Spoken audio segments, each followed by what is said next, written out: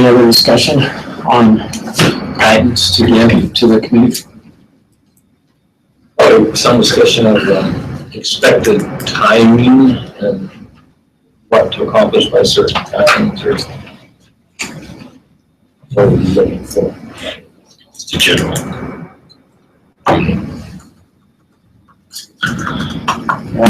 don't know what to say on that. I think Mr. Parker had a comment on this. Just one comment. The topic of housing can get very broad very fast. So you may want to define some things you don't want to talk about. If you don't want to talk about homelessness, for example, or if you do, then your citizen advisory group may need to change. You're going to delve into that. If you want to talk about short-term rentals, the Airbnb discussion, if that falls in, again, maybe different citizen advisors, or might be off topic, but just kind of thinking as it's a very broad topic, and the more specificity you can bring, probably the more effective the will be. Good point. My comment would be that I think Mr. Taylor has put quite a bit of work into developing a schedule already. We may want to review that schedule and see if we want to make changes to it. Otherwise, that might be a good default to start with, and then just make modifications to that if necessary, rather than coming up with a new schedule. I think the idea behind his schedule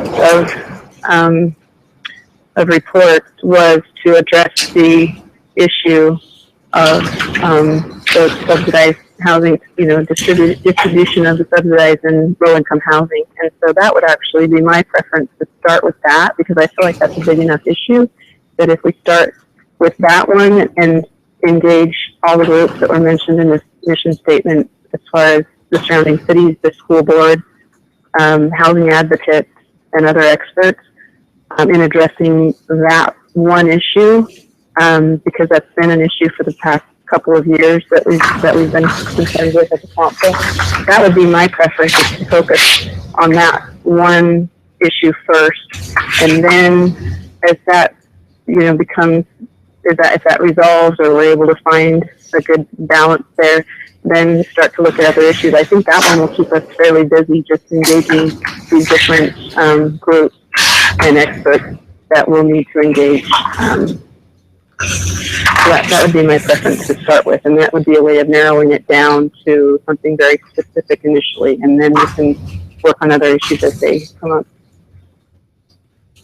So that raises a question for the mission statement, which the committee will bring back to us. Do we want to have a series of items that the committee will consider, possibly one at a time, or do we just want to mention one thing in the mission statement? When that's completed, then potentially add something else? And the mission statement that I mentioned talks about researching best practices and recommendations for solving complex housing issues, which is a broad term. And then I mentioned such as the distribution of affordable housing. So it doesn't necessarily narrow it just to that issue, but it mentions it as something important. And so I think that mission statement is broad enough, and yet it does point specifically as well to affordable housing initially, but I don't think it would have to be limited to that. If we decided that there was something pressing after we were able to address this issue, if there was something else that was pressing that happens to be on our list of priorities that we could work on next. All right. So I propose, almost move, but let's talk about it first. I'd almost propose that we allow the committee to report back to us in 2 weeks with their proposed mission statement and time frame. And then as a council, we can consider what they're recommending and act on it. Is that a motion? I'll make that a motion. It's not a motion on the table. We'll still need to, and we still. That would be a substitute motion. Or you were adding all of that into one motion, as far as forming the committee, who the chair will be, and what the responsibility will be of the committee to make the mission statement and set out a time frame. Is that all one motion? Sorry, I'm not hearing everything very well. That would be my intent, yes. And as part of that motion, if he's willing, I'd like to nominate Kay as the chair after hearing what George had to say. And I'll accept that into the motion, substitute motion. If he's willing. That's fine. So as I understand it, we're, in 2 weeks, we need to accomplish organizing the committee. Now, is it involving these people that are suggested here? We don't need to involve them necessarily just to, in the beginning. I'd like to remove one name because I'm selfish and would like to use him something else. And I'll talk with you about that a little later. So the meetings of the citizen advisors would not necessarily need to be done in the 2 weeks. It would be, So you're referring to the committee that's gonna come back in 2 weeks, you're talking about the 3 council members, right? Okay. And in fact, the names of the citizen advisors don't, under the current version of the code, don't necessarily have to come back to the council. The committee themselves can just choose who they want to help them with the project. So as I understand the motion, it would be to put Ms. Santiago, Mr. Connect, and Mr. Van Buren on an ad hoc housing committee with Mr. Van Buren as the chair, and for that committee to report back to the council in 2 weeks' time with a proposed mission statement and proposed time frame for working on that mission statement. Is that right? That's correct. Okay, so we have a motion. We have a substitute motion? Yeah. So we need to ask if there's a second for the substitute. I'll second that motion. So we have a second. Any more discussion on the substitute motion, or not? Let's call for a vote. All those in favor? Aye. I believe that was unanimous. Thank you. Okay, let's move on to our second agenda item, which is a follow-up discussion on council priorities and vision for the city. And this was listed as being presented by Councilmember Santiago. Did you still want to make that presentation? This is on the priorities, I'm sorry, one more time. Yes, on a follow-up discussion on council priorities and vision for the city. Yes, this is just our follow-up from the last meeting. We were able to, can you hear me okay? Yes, very good. Okay.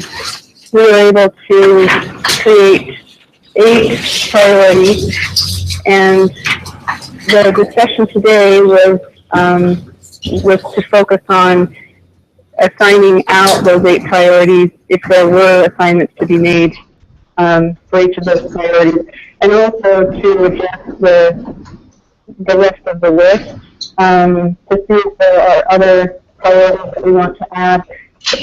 In conversation with council members, there was some concern that that list is too long, so it might be difficult to address all of the priorities. And there was some conversation about maybe, adding some more priorities that we felt we could have a sort of a manageable list, and then whatever didn't make that list would be priorities that council members could work on individually if they were important to them.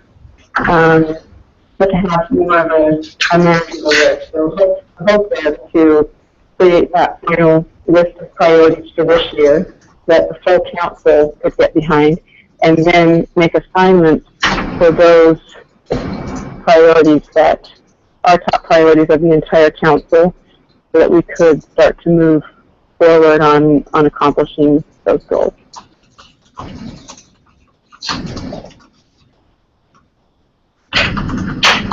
So my thought is that in this discussion, there's several things we want to accomplish. One is deciding on how many priorities we want to have. And then the ones that we finalize, whether we leave it at the current 8 or whether we add some, how are we going to accomplish those, who is assigned to move them forward. And then the third item would be how to treat the remainder of the items that are on this list that didn't make it into the top group. And I'll also note that some of those items have relationships to the items that are in the top group, so I'm not quite sure how we want to approach that either. Yeah, and can I just say one more thing? Sure. As I looked through the list, it seemed like the top 10, there obviously are top 10 priorities that we all prioritize in that way. They came out, you know, in the top 10. But there were, I think it was land use. I'm trying to pull up the list and I don't see it on the agenda to go the entire list. I'll look on public documents. But but it seemed like the next two, it was land use and one other. Maintain infrastructure. Yeah, and maintain infrastructure. And then after that, it did seem like there were a lot of priorities that could be part of our top 10 priorities. It seemed like they could actually fit in with what we would be working on. And then those that didn't seem to be very low on the priority list, where it didn't seem to be the intent of the entire council to have it be one of the top priorities, at least, those that were lower on the list. So my thought is to keep it to 10. I mean, 10 might be even a little hard to manage that many priorities, but if we could somehow keep it to 10, and then those that didn't make it in that top 10 list wouldn't preclude anyone from working on that as an individual council member. It just wouldn't take the time of, the entire council or the staff time. It'd just be a way of being able to manage our staff time better. And I don't know what other thoughts are about the amount of full council, consensus on the top 10 priorities. I'd like to hear from others what their thoughts are.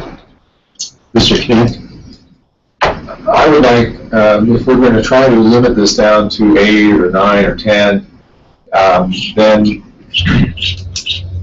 I would like to kind of recombine some of the things that might have been broken out. Land use planning might go with general plan update.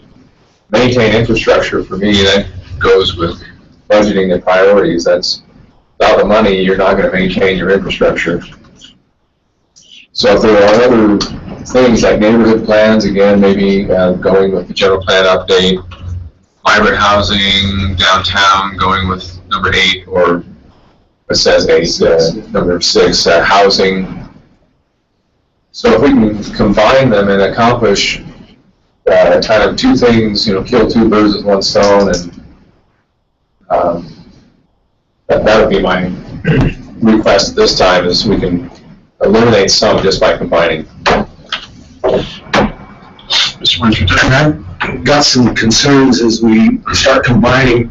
I don't know where we're going with this exactly. I'd start to think about what we were advised as a council that one of the first things we need to do is to discuss our agricultural zone.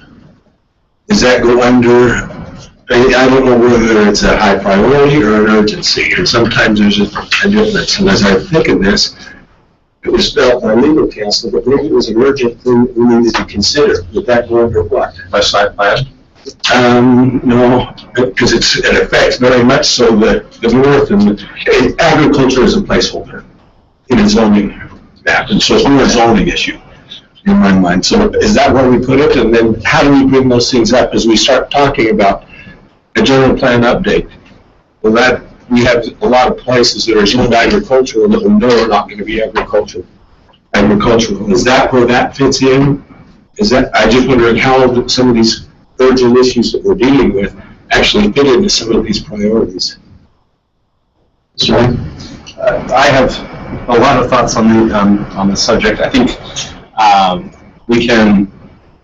it's fairly complex, and I think it can be structured different ways, just based on conversations that have taken place. I think people have commented on how many of these priorities were included in the 2004 update of Chapter 5 of the General Plan. Did I say that wrong? I'm sorry, Chapter 13 of the General Plan. and and may have been forgotten. Another thing that I came across today was the council intent statements that the council back in 2011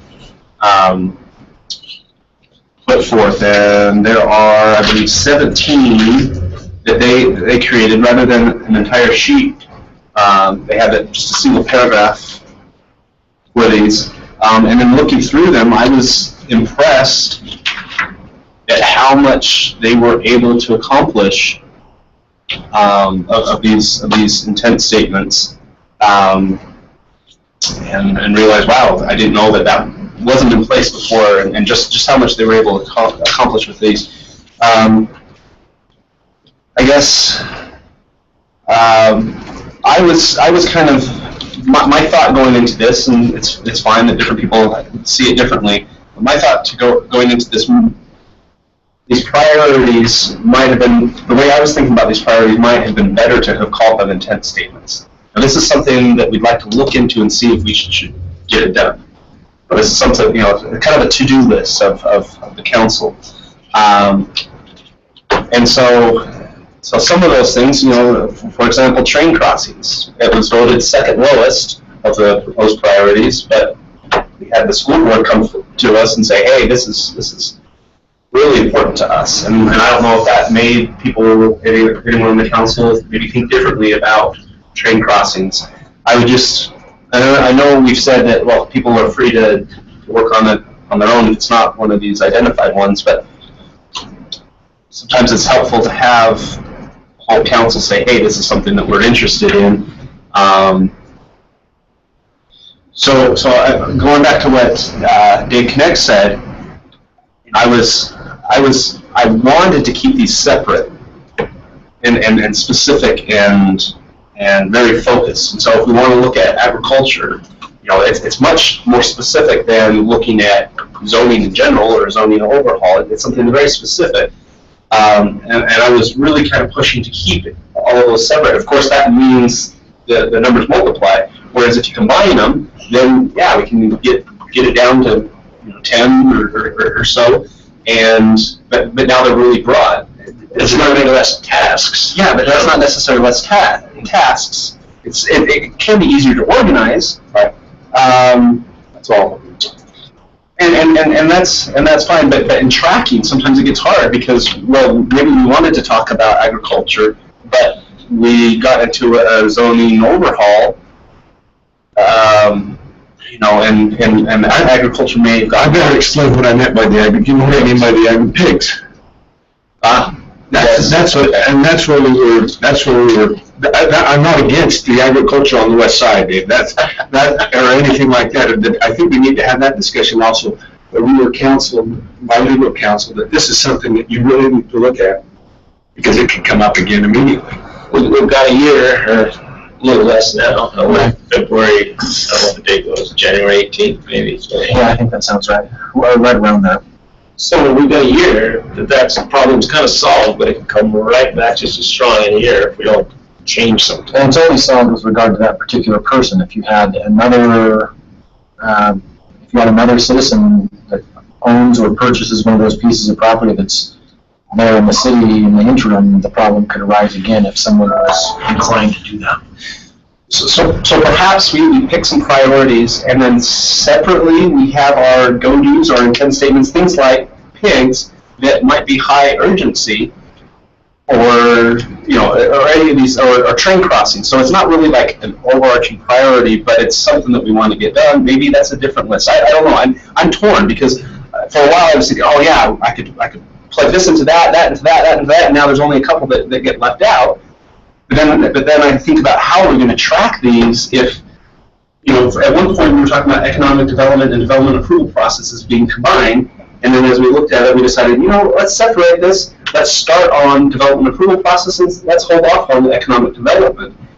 And I prefer to have them separate like that, and we can activate and deactivate as necessary as we have resources and time. But it'd be nice if there was a list, some structure, so we can add these things like pigs, and there's been other things that some people have just brought up and said, hey, we really should look at that. All right, let's add it to this list, and then as we go through as a council, we can say, hey, this is something that we have a little more resource, we have a little more time now. Let's add this to the active lists.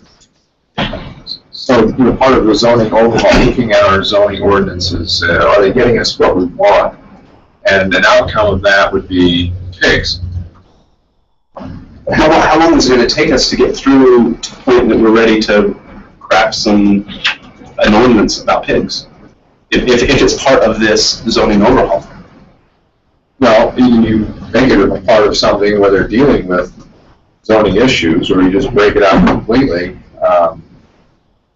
Wayne, I'll be straining at Nats. I know you had some comments about being too broad in what we're doing. We want to do this in a way that is going to be effective, because a lot of the work is not going to be done by us, it's going to be done by you. We don't want to swamp you, we don't want to make it so broad and vague that you don't even know what we really want to accomplish. Well, I appreciate the question. I think, again, focus is kind of what's most important. The broader we are, the harder it is to get any one good thing accomplished. So I think about, for example, the development approval process. My guess is in 60 days or 90 days, we'll pretty well have that knocked out.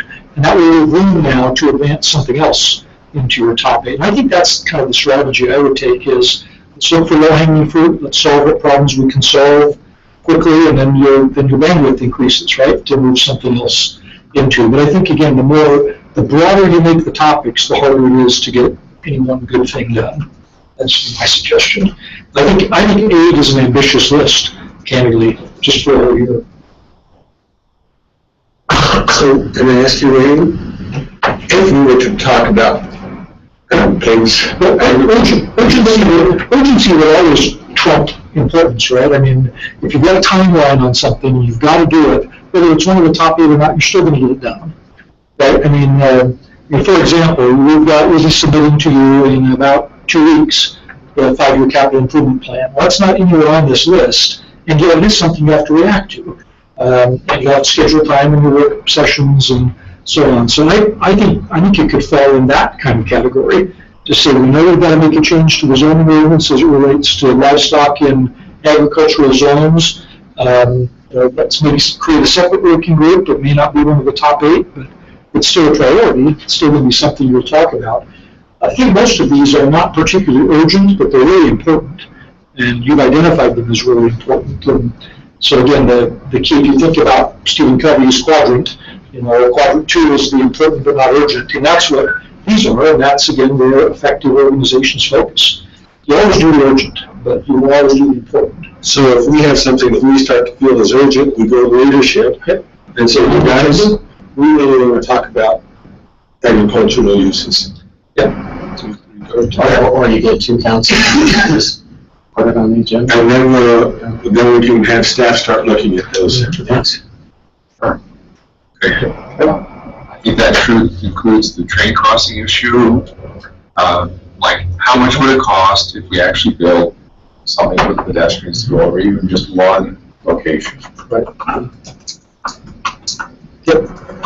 So again, I think those don't preclude this work, but what this does is give you the key important things that you really want to accomplish.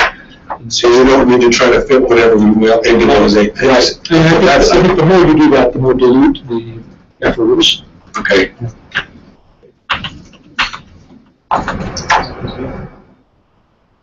So does that mean that the 8 that we selected last time, and I guess, and Santiago addressed this earlier, what are we going to do with the non-8? Are we just going to, are they part of anything official, or are they just kind of on the outside, and then as we feel we're going to add them to the official list, or is this like a list of inactive?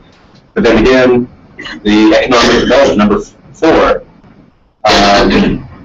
right now it's not active, so does it belong in the top 8, or does it belong just outside, waiting to be called up to the majors?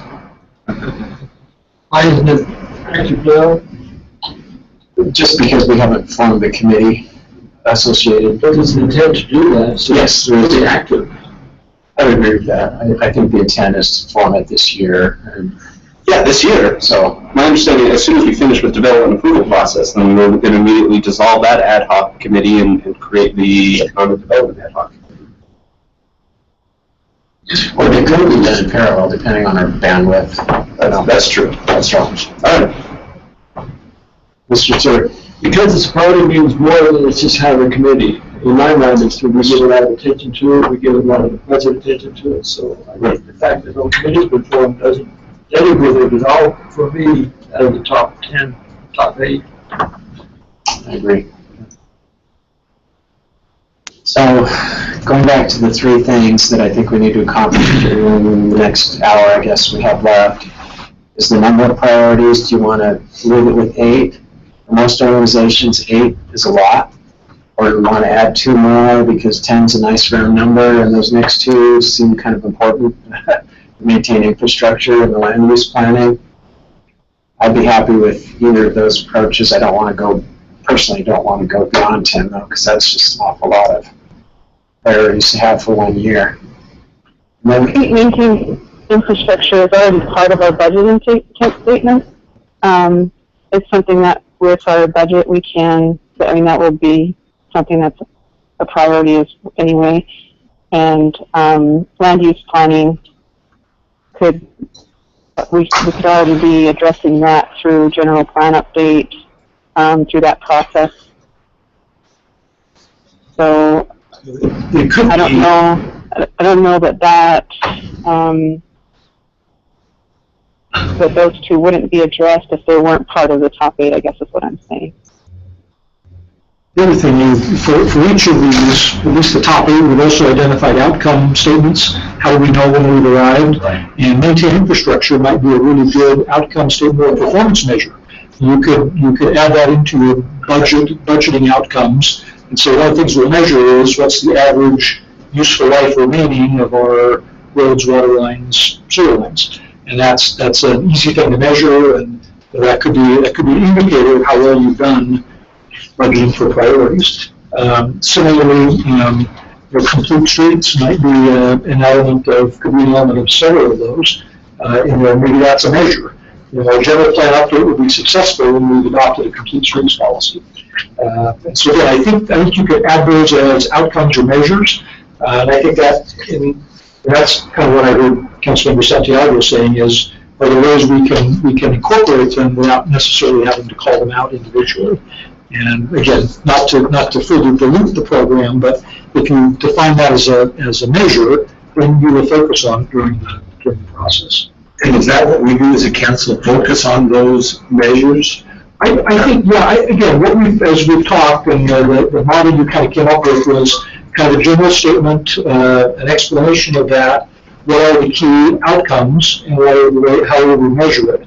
And then our intent is to come in for those top 8 priorities you've identified and make recommendations on process. What do we suggest to you we do together or individually that will get us closer to those outcomes? And those are in the process of development now. We should have those to you hopefully in the next couple of weeks, so you have a chance to take a look at them. But we have groups that are working on each of these based on their professional assignments, and trying to identify how we can best work together on those key 8 priorities. So again, if you wanted to, again, dive a little more into detail on the outcomes and measures of those first 8, we can certainly do that. that's John. I'd like to propose that we consider adding to the 8 another item that incorporates what's been called general communication / group outreach, engagement tools, and public participation. Those are fairly related, different facets, but fairly related, and that's something that I don't see necessarily as really being a part of any of the priorities, any of the top 8 priorities. And I think maybe because they were so related, maybe that's why they kind of split votes and moved down further on the list. I know I'm actively working on some of this. I believe that Councilman Sewell has been planning on actively working on this. Dave Connect is also, so I think I think there's enough momentum there. I think it deserves to be considered one of our priorities. I would agree with that too. And It's also got great overlap with the mayor's priorities. Citizen engagement is one of his key outcomes for the coming year. So that's a great place where it sounds like we're in alignment. Is that a motion, Dave? I would be part of the motion. I don't, are we ready for a motion? Second. Okay.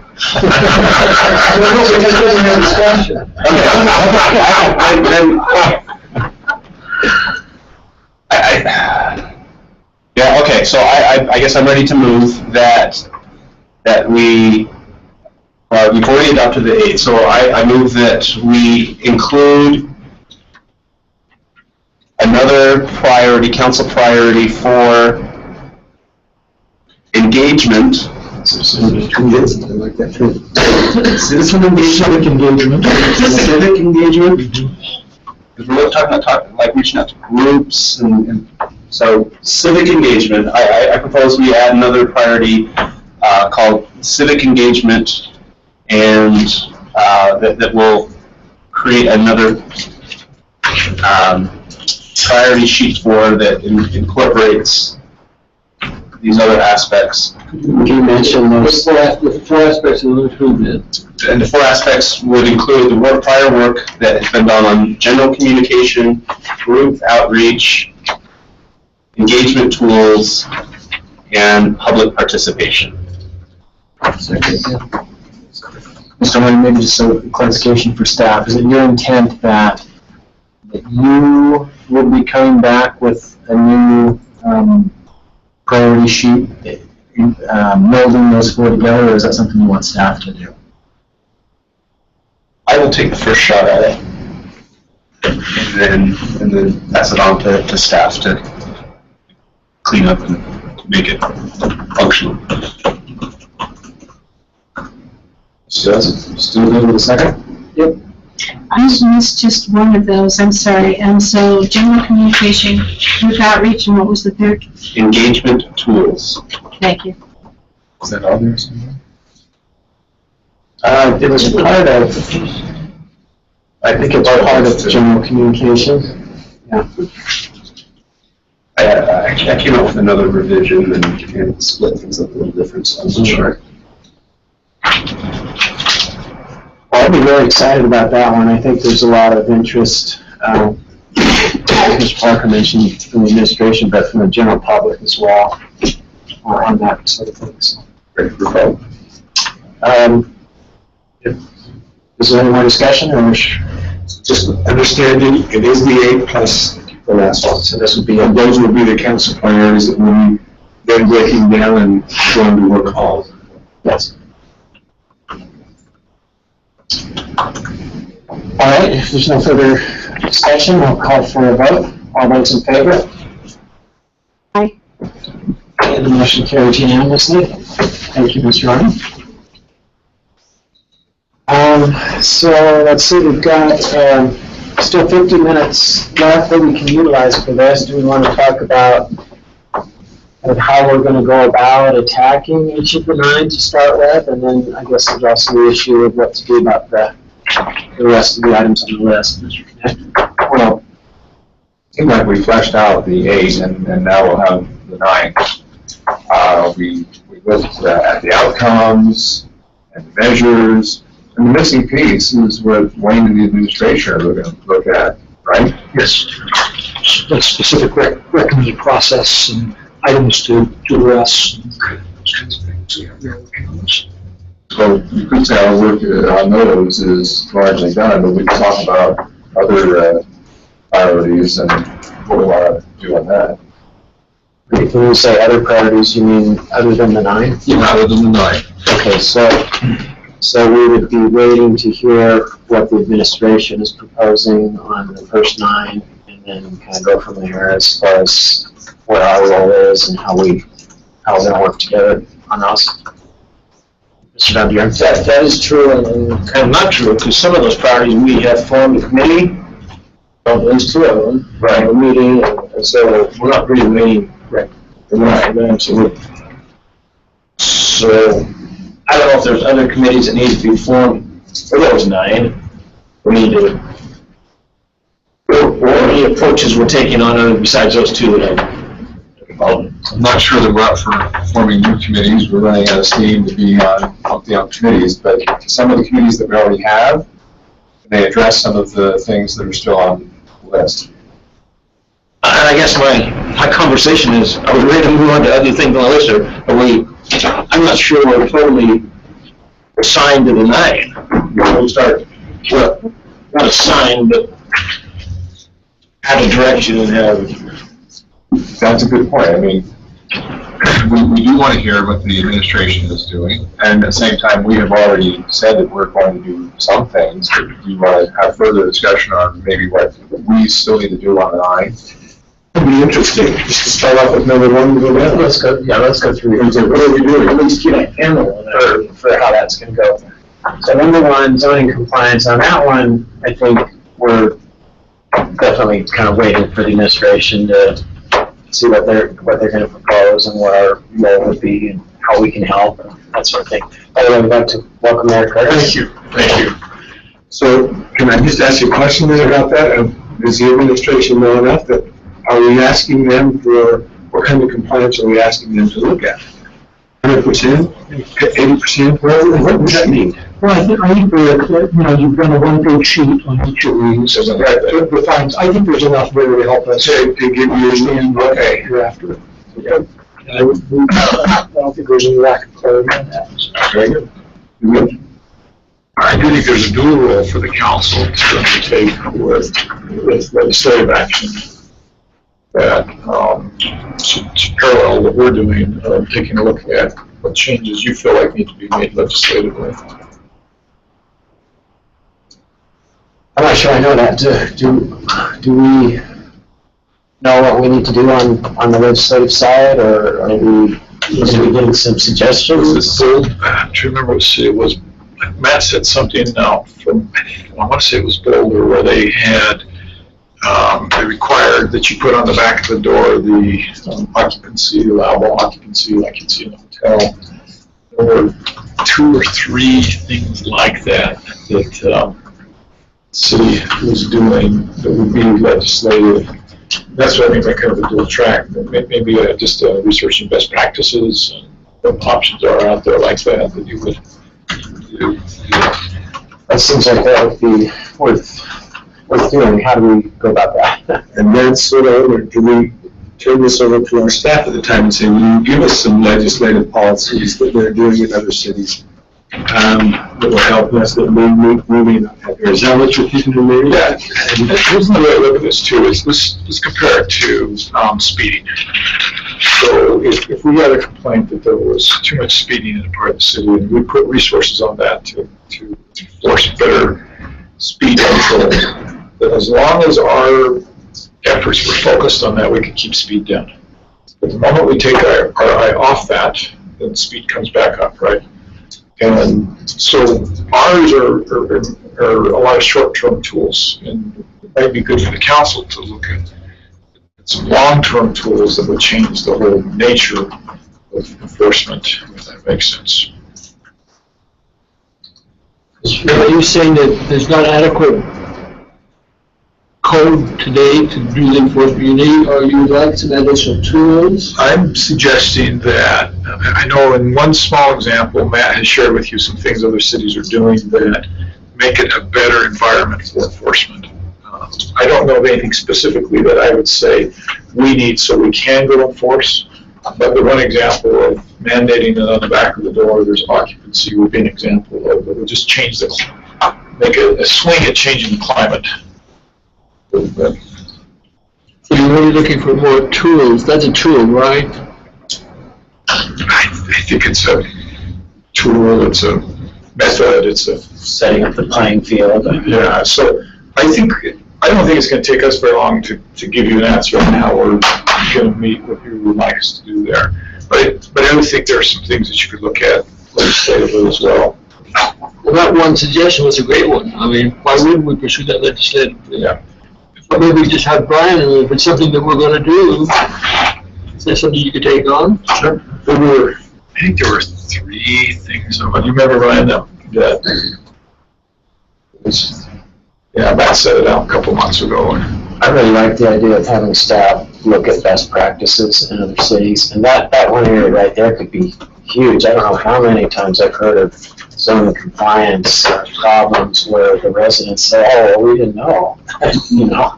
And so there must be some way to structure that to communicate. We have a great council attorney, I'm sure you can say that for us. Well, let me ask this question.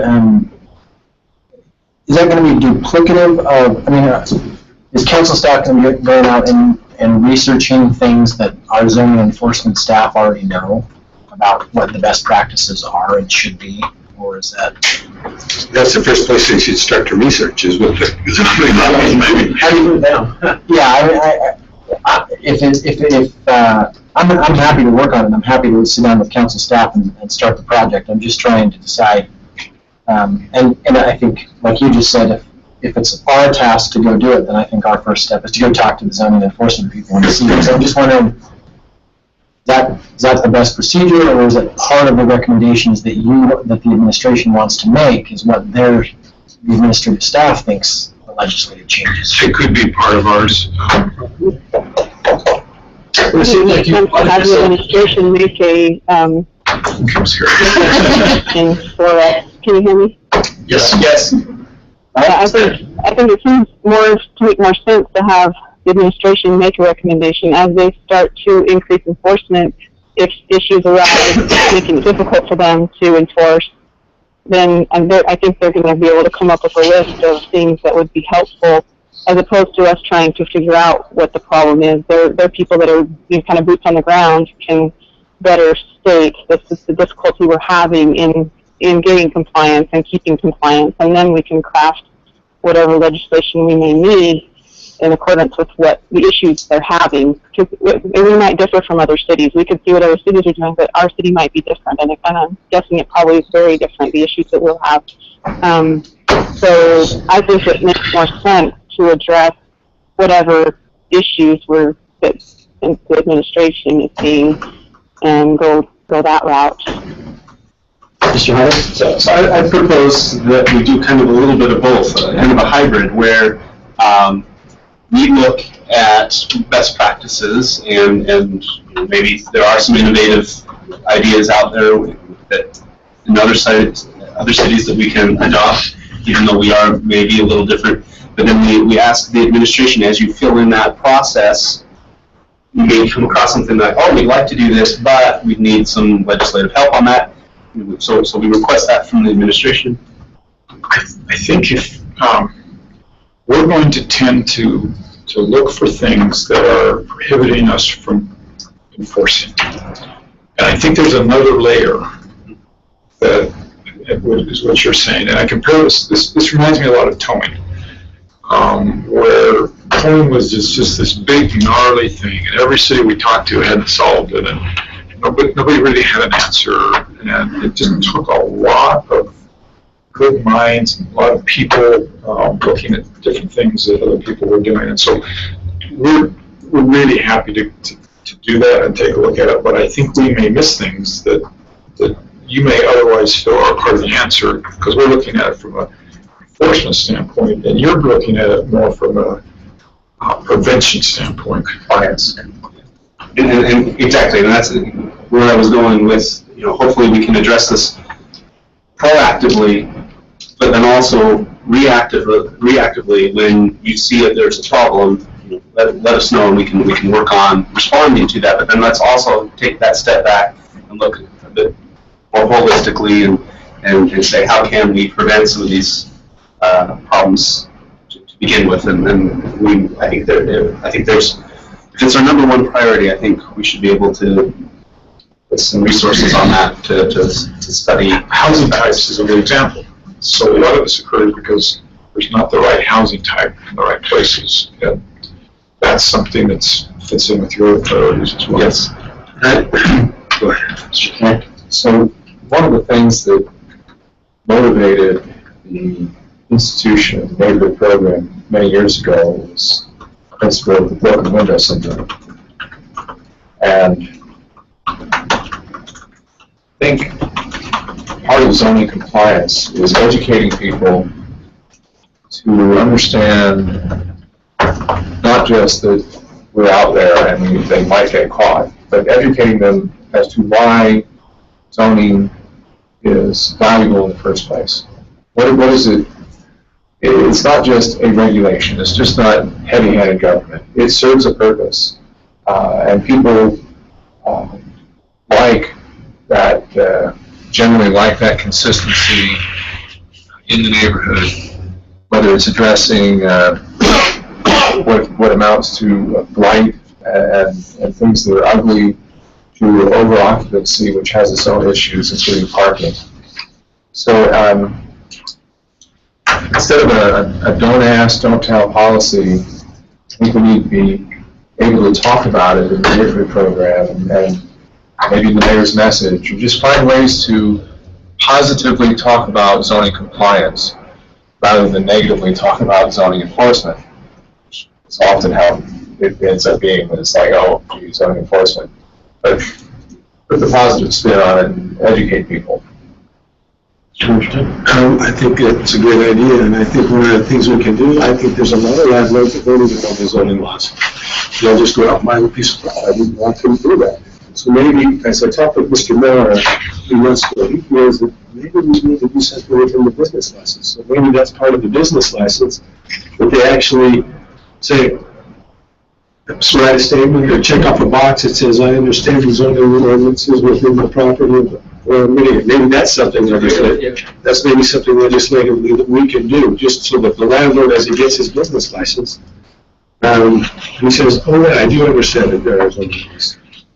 I think we did in the past, I'm not sure it's still there, have it in real estate contracts where there was something that states when you're selling a piece of property that meets the zoning requirements.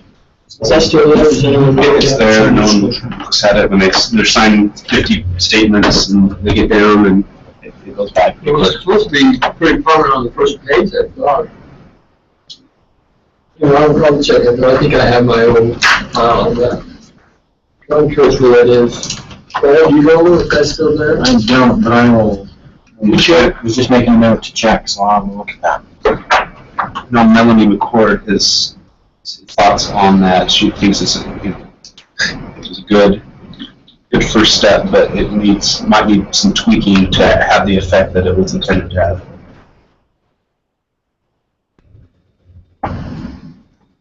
I would recommend that we put on both tracks. Any good ideas that the administration has on the legislative side, we should look at those, and then agree with what the mayor said, that our perspective is a little bit different, and since it's our number one priority, I think it's worth a little bit of staff time investment to look at best practices in other cities and come up with some ideas that we wouldn't have thought of otherwise.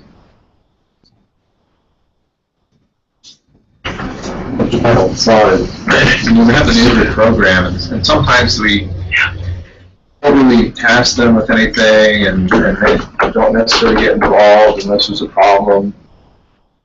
But when it comes to doing matching fund and projects in their neighborhood, sometimes we say, well, do a beautification project or some playground equipment at the school or whatever. In my line of work, we look for problems before they really become a problem. And if the neighborhood, the chair or committee could go through the neighborhood and say, you know, there's a problem here, and maybe we as a neighborhood can do something about it by working with the property owner before it becomes something that is complained and gets into the process for zoning enforcement. And that kind of proactive engagement, they did it the right way and worked in a positive way with property owners, would be viewed as a good thing, I believe, as long as they don't, have the wrong attitude. The requirement for disclosure is still there, and the buyer lessee is required to acknowledge their disclosure in writing, but there's nothing in the code about where in the package of all those disclosures. Or the timing of that disclosure. Comment on that. If it's just something that has to be included at the closing, and I don't care if it's the first page or the last page. So often, when you talk to someone who's listed a property, you say, well, that's really not true. Oh, well, that's what the owner tells me, and I'm just representing the owner, and it's his problem. It'd be nice if, when you go on the multiple listings, you could click down, and part of the package of description is the zoning disclosure that actually tells the prospective buyer up front what the zoning is like. So you have to actually get that information when you list it, not when you close it. This is in the contract itself before closing. I think it's just in the contract, which occurs before that contract goes to be part of closing. I think that disclosure is part of the contract, isn't it? It's contract itself. Yeah, the agreement to purchase should be part of the REPC. That's fine, you know. It would be nice to do it in addition to that, David. It should be on the front and back end of the whole process. Is this something that we deal with as a city, or is this a state thing with the listed laws?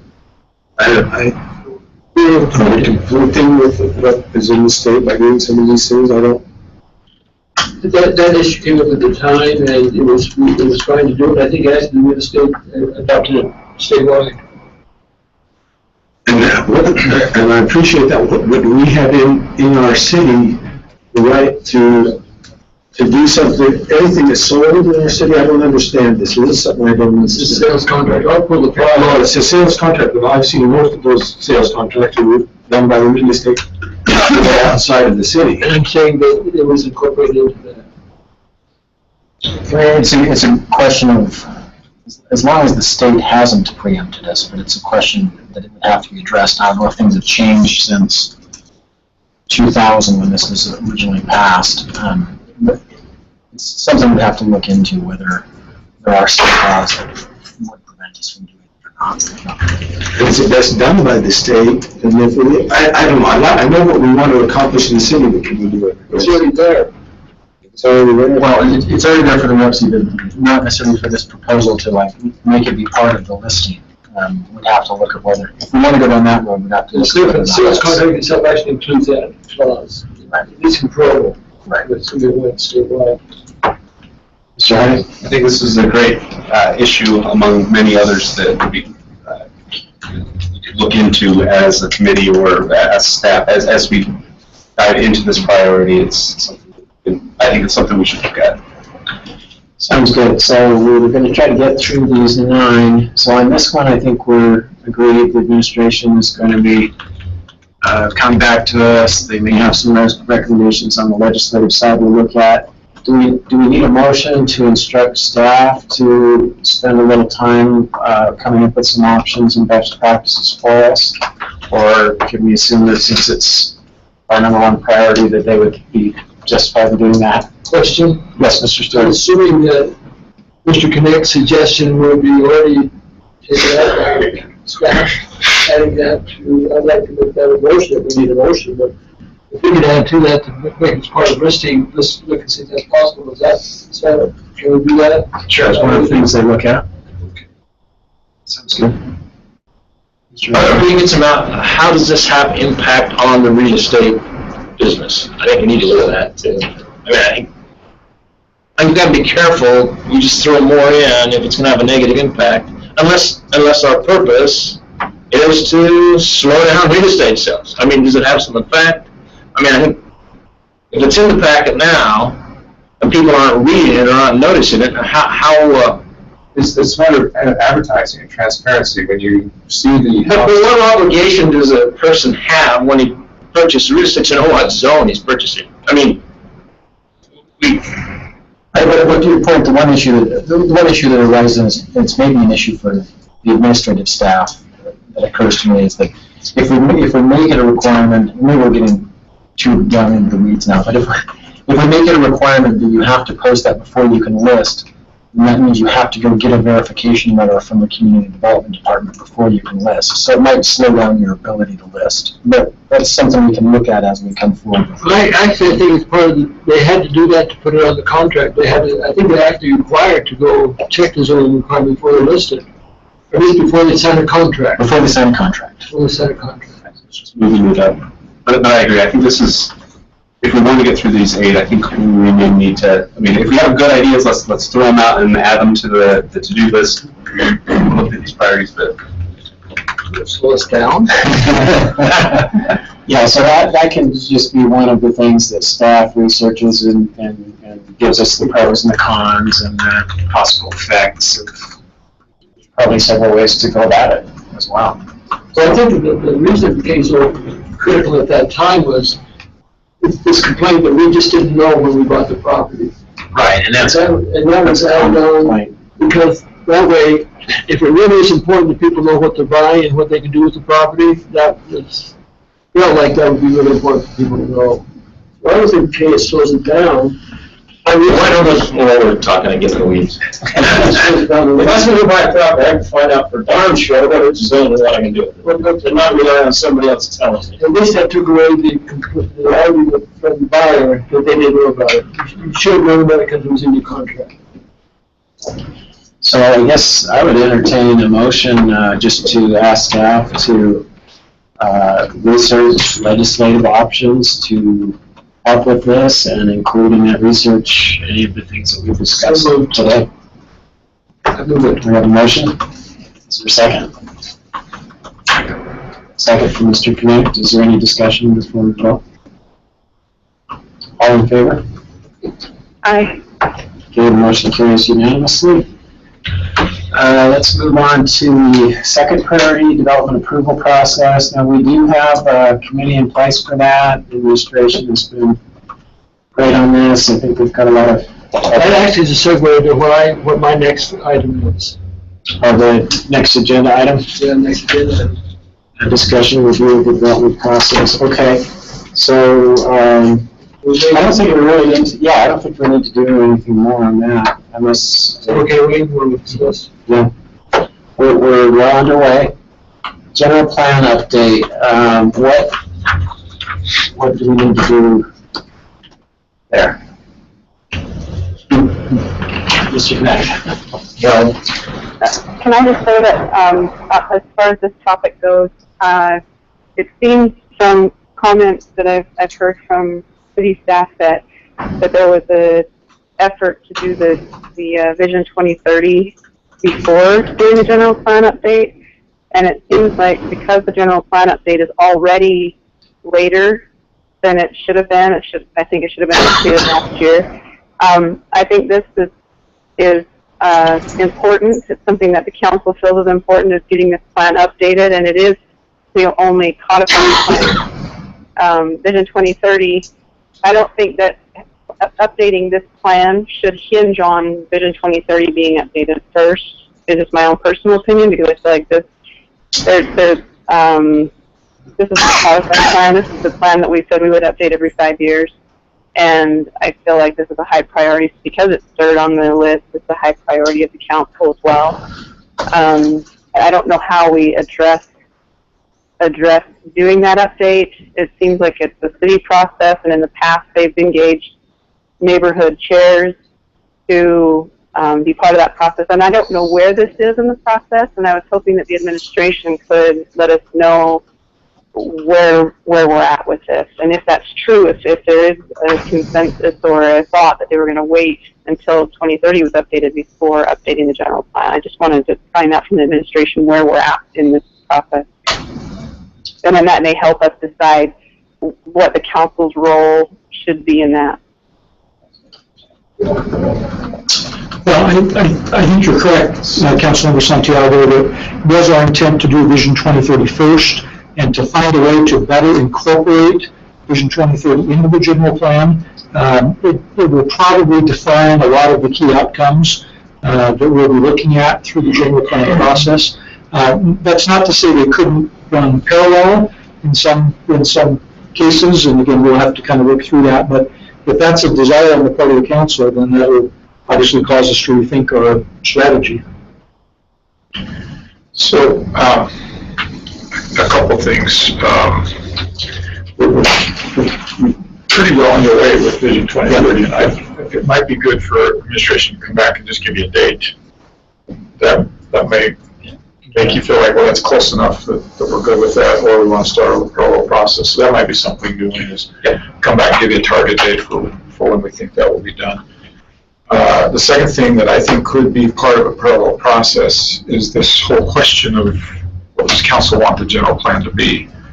And until you resolve that, it's really hard to put together a plan. And we've talked about a couple of different things. Is it a control document? Is it a visionary document? And that's probably mission number one in getting going on the general plan.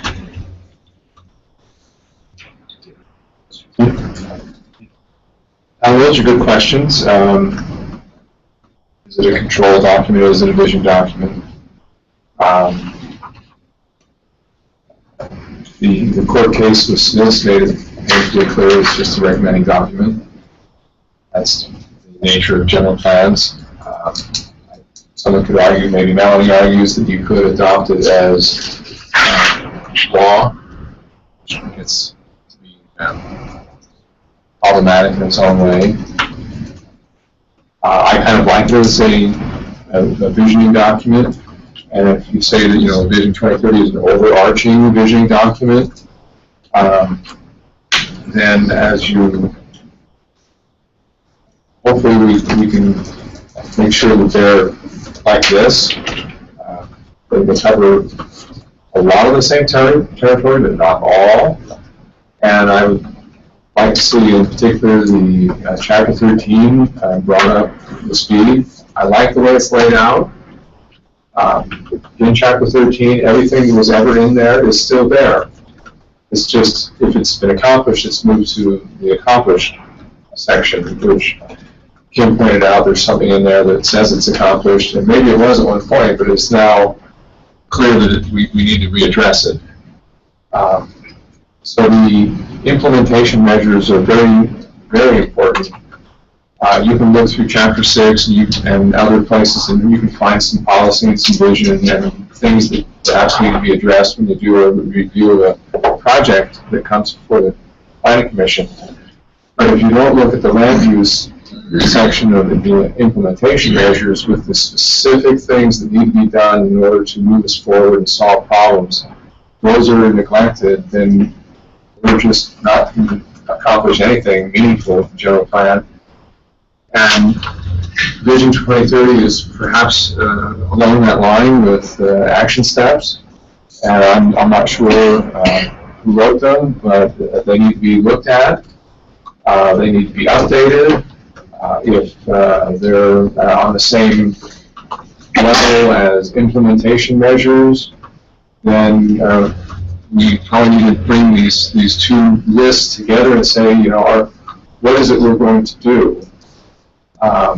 I just personally don't feel comfortable with two sets of action steps and implementation measures, because one is supposed to be really an overarching document, and the general plan is more down closer to the weeds, where you start implementing and doing things. I would like to suggest that we take this and this is where the Policy Governance Committee, I think, was could really help to make a difference on some of these things. It's talking about the general plan, the Vision 2030.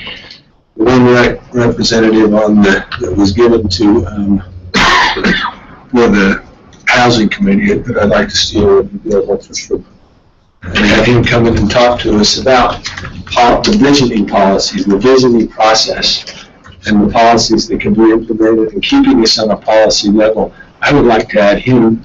Dave, you're on that committee, George, you're on that committee, and I'd like to add Bill and maybe get a few other people that help us to focus on, have the administration, community development, focus on the opportunity to bring the Vision 2030 and the general plan together, the best way to do that. And I think that was the original intent of this Policy Governance Committee that was formed. And I'd like to we have the other committees, unlike that committee, be able to take responsibility for this and to bring it new recommendations to. Mr. Ryan? I'd like to see, and I think this is almost case in point with the Vision 2030 already being updated now, and then hold off on the general plan update for the 2030. I think there's some tension there between the plans. And I think that from this tension, from the way that they've been crafted, I think different people have different expectations on what the roles of these are, and I think because of that, there's some resistance to accepting Vision 2030 as an official document or as an advisory document. I think if we can, maybe it's in that policy governance committee, but I really think we need to go through the update of the 2030 update. But if we can do it in a way that the council can full-heartedly support, if we can find that way where we are comfortable using Vision 2030, 2035, whatever after the update, if we can get to the point where the council feels comfortable enough to use that as the guiding document in which to guide our general plan update and use it as kind of the chapter 1 of the general plan, I really think that we're going to now have a codified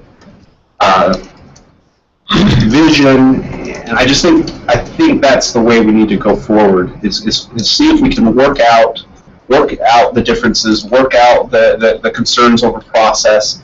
Let's get something that everyone agrees on, everyone can get behind, and have a unified vision and plan. And we actually had some steps involved in that as a committee earlier, so we need to pull this. March 3rd, I think, is our date. Our first meeting can focus on that. Isn't that right, Brian?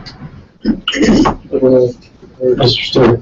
Let me ask our council, Brian, we have a statutory responsibility on the general plan, right? We're not fulfilling.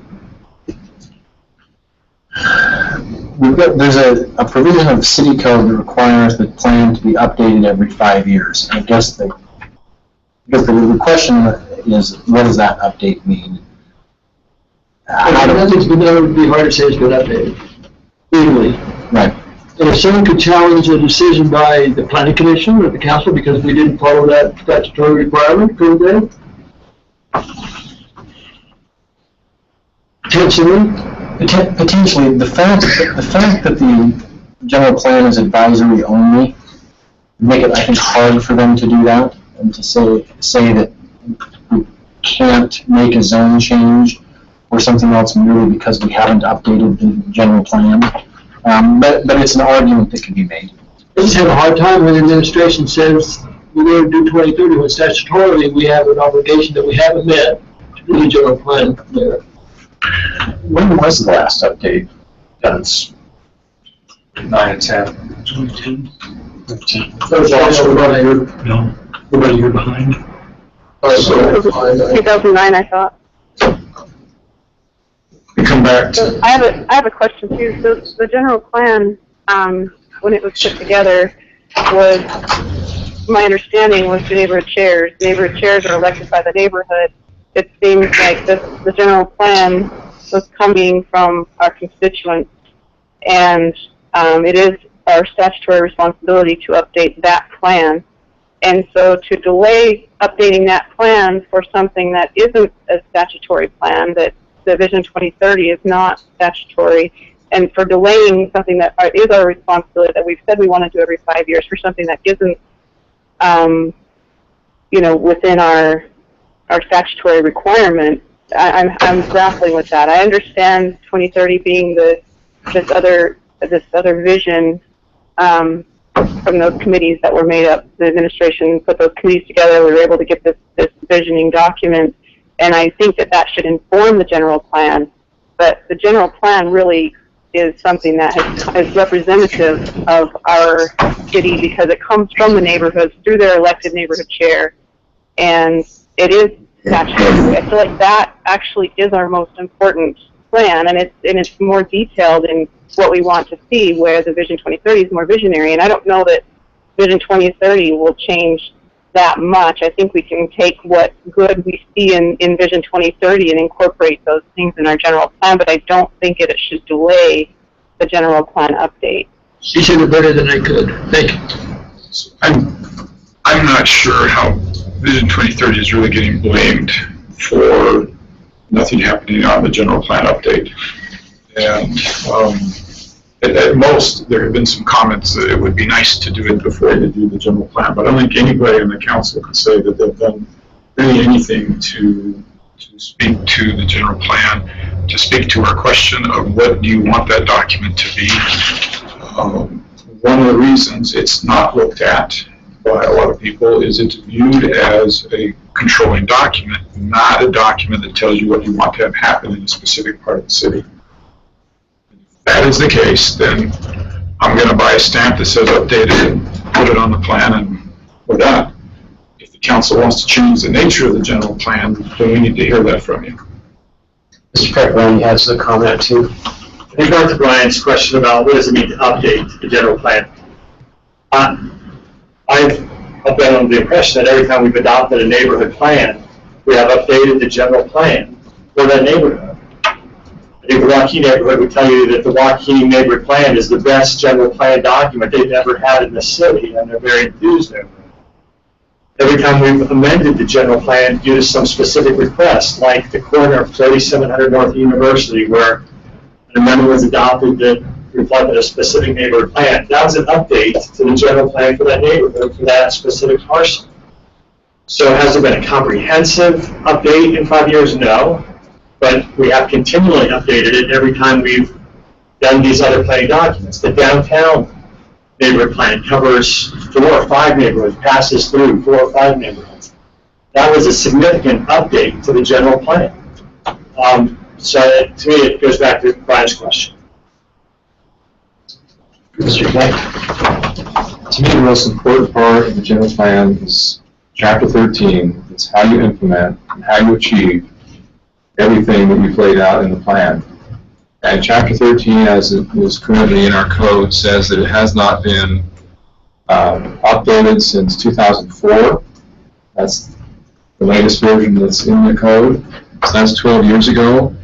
And at the beginning of Chapter 13, it says that the City Council it's our responsibility to review it. I'm not sure if it says yearly, but it's our responsibility to review it and decide what is going to be done and when, how, and by who. So we set the agenda and the priorities, and so we have oversight, and we're not exercising oversight. And Chapter 13 is, in my opinion, been neglected, not just in being updated, but as part of the review process. There were several things in the Chapter 13, 13.6, 13, and 13.6.14 that were not reviewed and pointed out to the Planning Commission, which were very relevant to the project behind Carpenter Seed when it comes to using collector and arterial roads, and that's why I've been very interested in seeing us have a connection to State Street at that point. So if we lose track of how we're going to actually achieve our goals, we won't achieve them. Thank you. We have about 10 minutes left to cover 5 more items. I've heard 2 suggestions that have been made. One from the administration that they'll come back and give us an estimate on when the Vision 2030 process update will be complete. Could we do that in 2 weeks? Could they come back in 2 weeks and let us know? I don't think we need 2 weeks. We'll just send you a memo. He said, I don't know if you heard that, Ms. Santiago, he said he'll send us a memo in less than 2 weeks' time. Okay, thank you. Okay, so the second suggestion was that the governance committee take a look at this and come back with some recommendations for us. So in the interest of covering the other priorities, I would look for, I don't even know if we need a motion for that. I would suggest that we let those two things happen and take this up again. Another clarification. As the governance committee would say, I'm assuming that we identify that date was something that maybe I'm assuming it isn't, but it really isn't, because maybe it's being updated gradually, which is maybe it should be updated. So is that what you want the governance committee to look at? That would be part of it, I think. Because I apologize if my view is I thought it required, getting together, you got together, the general plan to start with. But that was what I meant to was, and maybe that's not what it intended to be or should be. But if that's what the government's going, it's going to come out of the recommendation, we certainly can do that. Thank you very much. Mr. Cook? We can certainly talk about that, but if you're not looking at the whole document within a 5-year period, whether it's done all in 1 year or incrementally over the 5 years, then you're missing the point, and that's why we have the Chapter 13 that is out of date all the way back to 2004. Someone has not been getting around to Chapter 13. To say that we're doing individual neighborhoods is good, but that's doing it piecemeal, and the neighborhood plans are only a portion of the overall plan. Every department needs to look at the plan, and that's made clear, again, in Chapter 13, that all the departments were asked for their input, and the implementation measures were based on that input. So everyone needs to be involved, and it needs to be a comprehensive look at it, just, I guess, like you're And if I could just, mind if I interject briefly on that point, I think two things that the committee, in my mind, ought to look at is, one, what does comprehensive update mean? Does that mean that the entire plan is reapproved in its entirety every 5 years, and you have a 2015 general plan and a 2020 general plan, or does it just mean that every section has been gone through at least every 5 years, and that every individual section is no older than 5 years? And then the second question, I think, is, and whose responsibility is it? And I think that's maybe part of the issue here, is that community development has gone through and updated the plan every time they've seen a need for an updated plan. But the council and the authority that they've delegated to the planning commission are the land use bodies of the city. And so, in one way of looking at it, it's actually the council's responsibility to make sure that that update happens by figuring out what it is they want to review every 5 years, and then scheduling those reviews so that the council can reapprove whatever, or update whatever they want to reapprove. You're planning to come to the committee meeting, right? I can happy to do that.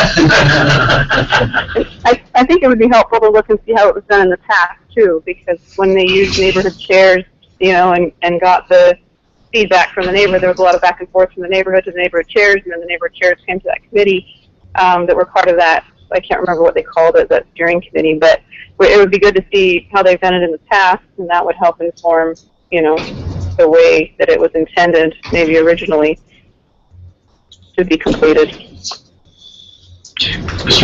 As a neighborhood chair, I believe it was the end of 2014, we were asked to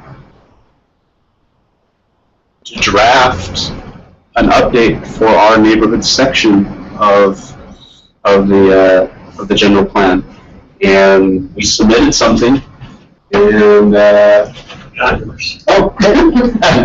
haven't heard since 2014, but I think some initial work was started on the general plan update. So some work makes it sound like maybe not everybody responded to that request, but anyway, so that was just, as we were talking about, I was like, wait a second. A little more than a year ago, we did something on this, but anyway. Yes, but I think it would be helpful, and I would like that included in, if there's going to be a motion, that we have the committee look at how the general plan update has been done in the past. The process. We'll make that part of the process, Kim, and just to have a look and see what was done and how, if we need to improve, or if that's the right policy to do it, and come back to the council with recommendations. Hey, can you get us that information? So do we need a motion? for this, or? The motion would clarify that the entire that the body of the council does want the committee. And I think that's probably clear, and they volunteered to do it, but a motion just clarifies that. So. I'll entertain a motion to that effect. I'll make that motion. Okay. Mr. Leonardon has made the motion, Mr. Connect has seconded, all in favor?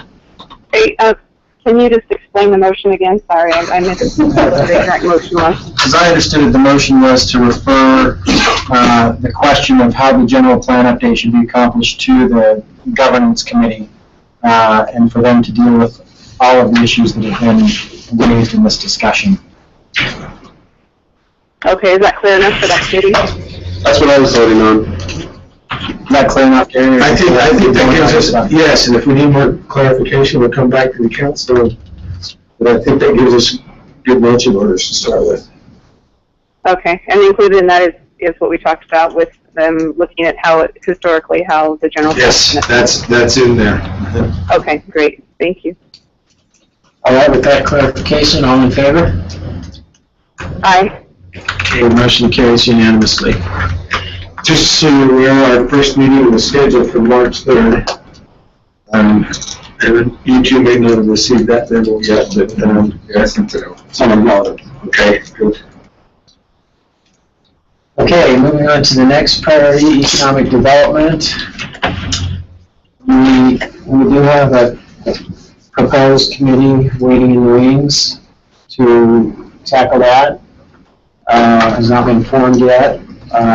The thinking was that we've got a lot on our plate and we were going to wait just a little while until we were sure we had the bandwidth to tackle that. Do we need to do anything more on that for now, Mr. Knapp? I think we might see some overlap there in a positive way as we look at the development through a process. If someone's coming in town to develop a new store, they've got to go through that development process, just like with a housing project. And want to make sure that it's as friendly and streamlined and predictable as we can.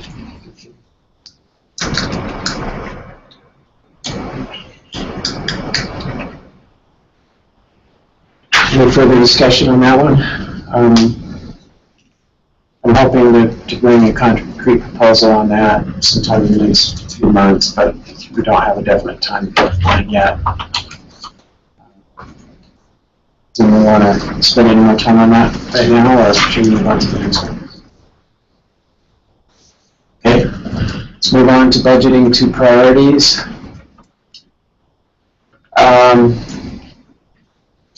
So that, to me, seems like something that would have to be a joint effort with the administration, so I'm not sure how we, kind of where the administration is at on that, or how we might explore that. Do you have any thoughts for us on that?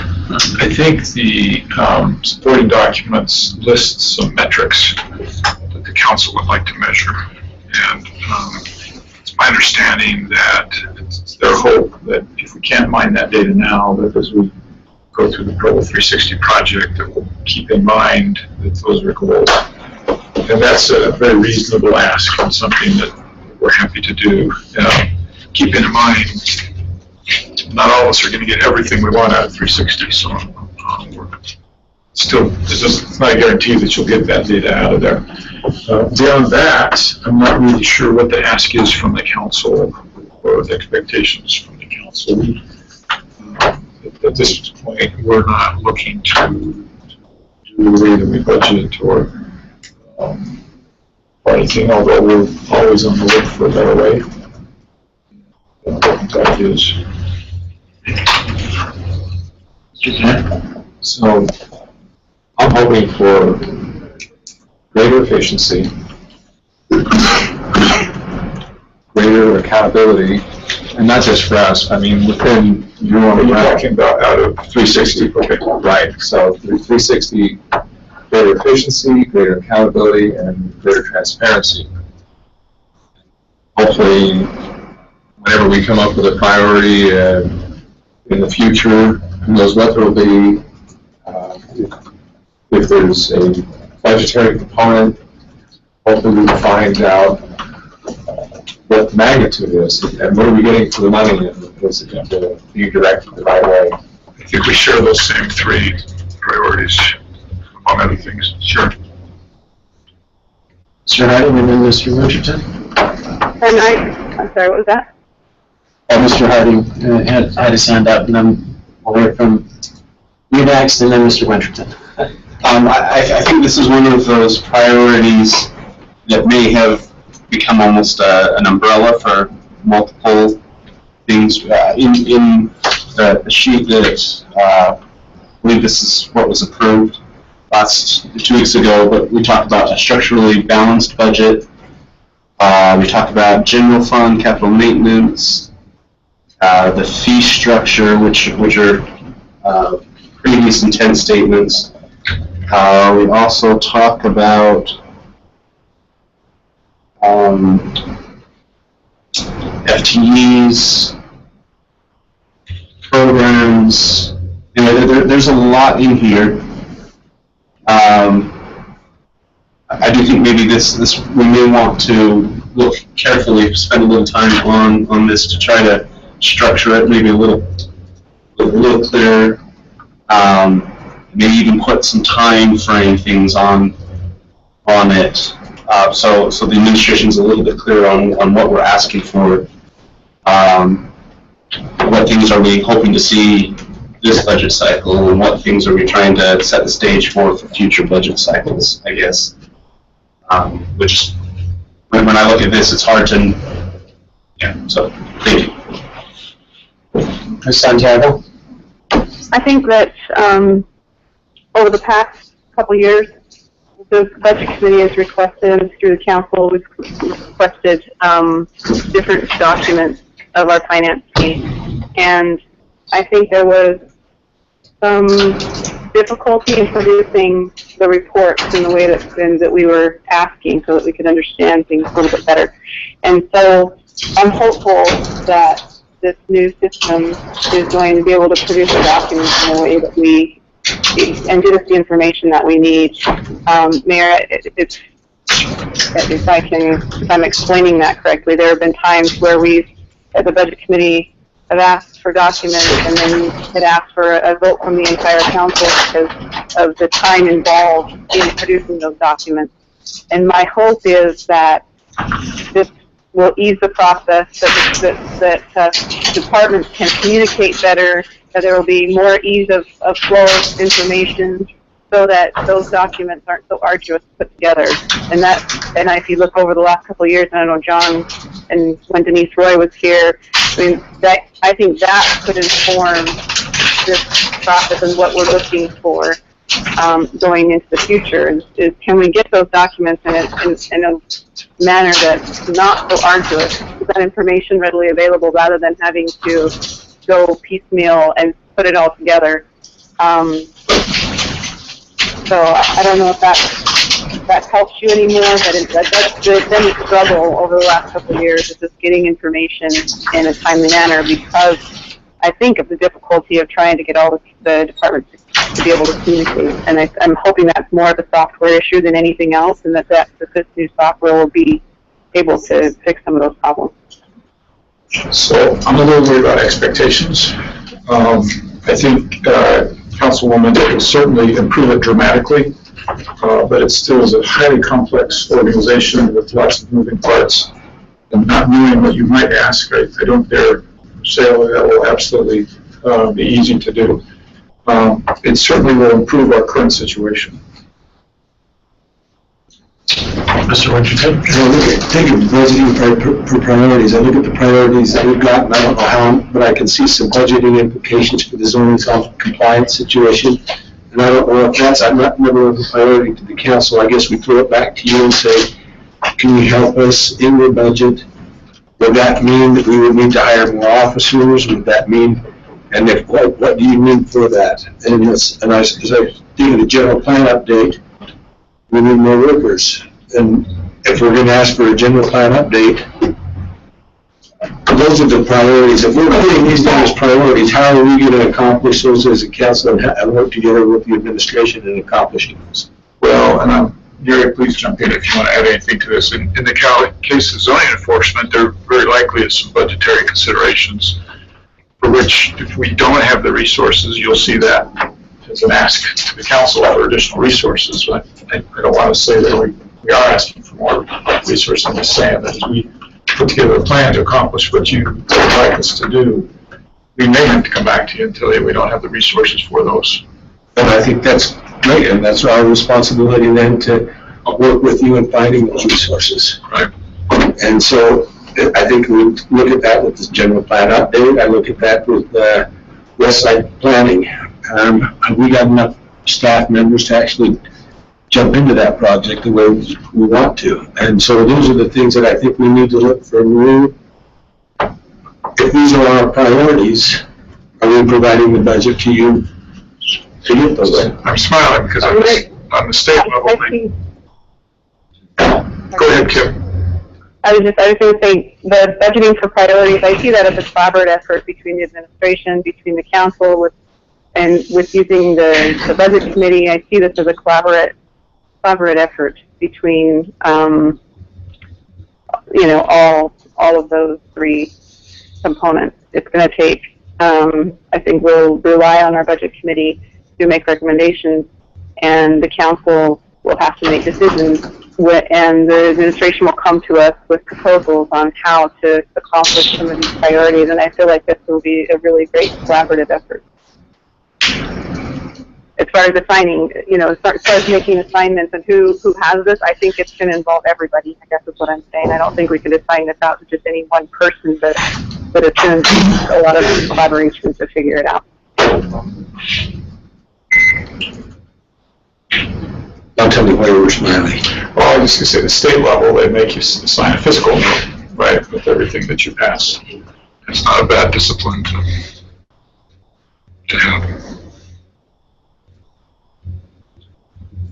Okay, so sounds like there's a general feeling that we need a little bit more definition on this one. We're going to be getting more definition on the next one from our new housing committee. I'm wondering if we need to continue this at this point, since we've gone a little bit over our time allotment for this item. So I think the structured policy really fits under staff, because it's trying to manage all of our policies, where they're placed on the website, making them easily accessible, and that kind of thing seems like it falls more on council staff. And then communication seems like that's more of a, well, that would be council, but that would also be administration as well, and how we are able to work out our communication. But I think those are just the final two, correct? Well, we have the West Side plan also. Oh, yeah. We just, I'm not sure we need 30 minutes. I thought everyone had received Will's memorandum. So I'd like to ask Wayne to give us some general outline of what's in the memorandum of the and maybe do less than 30 minutes. Okay. I'm just not sure on the budgeting priorities. That just seems like such a big one. I don't know what to do with that today. Can I ask? We could refer it to the budget committee to come back with more specific proposals for what the administration is looking for. I can communicate to the mayor and find out exactly what it is he's looking for, and then the budget committee could come back with a recommendation on more specifics, if that's helpful. That sounds good. Mr. Harding, you had a comment? I just want to ask a question. Is it the desire of the council to evaluate whether we should be using some sort of priority-based budgeting structure in the foreseeable future? So that's something like Park City is doing. I mean, do we have this? Do we have a vision that hopefully, or that in 4 years, or we want to investigate whether, say, in 4 years, we want to be using a structure like budgeting for outcomes or another comparable thing? Is that, I thought that's something you wanted to investigate, but I don't see that when I read this priority sheet.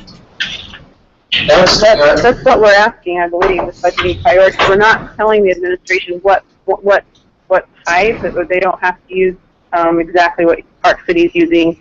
They don't have to use, but this is the idea we're getting at, is yes, we want the budget to priorities. We want there's some format that gives us those same end results, the same documents, but the administration can choose whatever program they want to follow, whether it's one Park City uses, whether it's, another similar based way of budgeting, but that is the request here.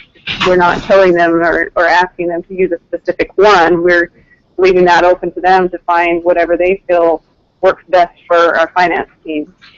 But these are the kinds of things that we want. We want it to tie into our priorities. We want to be able to see, we're telling them what our expected outcomes are, but we're not telling them how to get there. Does that make sense? Yes, I think the key word you used there was request. I agree with Mr. Harding that that's the way I interpreted it, that the council has expressed an interest in moving toward a budgeting for outcomes or a budgeting to priorities type of budgeting system. However, I think in our form of government, we don't have a city manager government here, so we can't say that that's the way that we're going to do things. And so I guess where I'm looking for more is how interested is the administration in exploring that and going through the process of education and investigating best practices in other cities. I mean, if they've decided already that that's not a path they want to go down, I don't think we can go down the path. So, Mr. Harding? Right. Well, and I guess for us, it's how much information we need to be able to make informed decisions. It's how much, transparency, how much, what the kind of documents that we need, the kind of information that we need to be able to make a decision. And we can request that. And so I think that's what we are requesting, is this is the kind of information that we need to be able to make informed decisions on the budget. And however they can get there, it's great. But I think we can request information and should request information in a form that we can understand, that's transparent, that allows us to make informed decisions on the budget. Yeah, that's a part of this, but I think that's not the part that Mr. Harding was alluding to. Go ahead, Mr. Harding. I was going to say, and maybe we need to explore this more, and I'm open to being taught and informed and everything, but I don't necessarily see why it wouldn't be the council's prerogative to say Provo City's policy is that we are going to have some sort of, and I'm talking about the class, not a specific program, but we are going to have some sort of priority-based budgeting. And then that's our policy, and now that policy needs to be implemented. Now, I agree that we definitely want to work in collaboration, and all that, but I guess I don't see it necessarily as out of bounds for the council to say, we're going to create the city policy to be that we're going to have some sort of priority-based budget. And can we get a response from the administration? Well, let me just jump in here, and I think this would be great for Mr. Jones to jump in too, but I think we're getting into this gray area of, where's that overlap that we talked about in some of our meetings, but to me, it feels like it's getting into a little bit to how you do things, and so that's why I think you need to be careful. Well, yeah, I mean, I think the distinct, and the question, as with many of these kind of things, is where is the line, right? I mean, you've got, on the extreme, you've got a model that says the council is going to tell the administration how to prepare the budget, which I think is a violation of the separation of powers. On the other hand, at the other extreme, you've got a council saying, you've got potentially an administration saying, we're going to prepare our budget our way and we don't care what you say, which potentially forces the council into a position where they say, well, then we're not going to approve it. Right. And so at the end of the day, I think the line is for the council to give guidance to the administration about what they want the budget to look like and the information they want the budget to give them so that they feel comfortable passing it, which is ultimately their responsibility, is to pass it. And then it's on the administration, at least in my view, to figure out how to provide that information to the council so that the council can feel comfortable passing the budget. So that's where I think that the budget committee can actually help make recommendations for the information that we're seeking. That would best help us make those decisions. Mr. Plant? So, down the line, when we get 360 implemented, I think it would be interesting to be able to look at what we're spending our money on, police, fire, arts, recreation, infrastructure. I mean, we have city programs and departments in place that are providing us services. They have their own vision, goals, and kind of the status quo. The things that largely we have to do, or the people expect us to do, it would be kind of interesting to be able to go and reverse engineer using 360 and just say, okay, so what is it we are doing now, and what are we spending on all of those efforts and priorities? And based on where we are putting the money and effort, therefore our priorities have been or are currently based on our expenditures, the following. And some of those are almost absolutely set in stone that you have to do. It's almost like nationally they have to have some amount towards national defense. But we have certain things we just have to do to stay functional as a city. Hopefully we're not neglecting some of them. As we've seen in the past, there has been perhaps a lack of vision for infrastructure, and we're playing catch up. And some of this is just, decades in the making.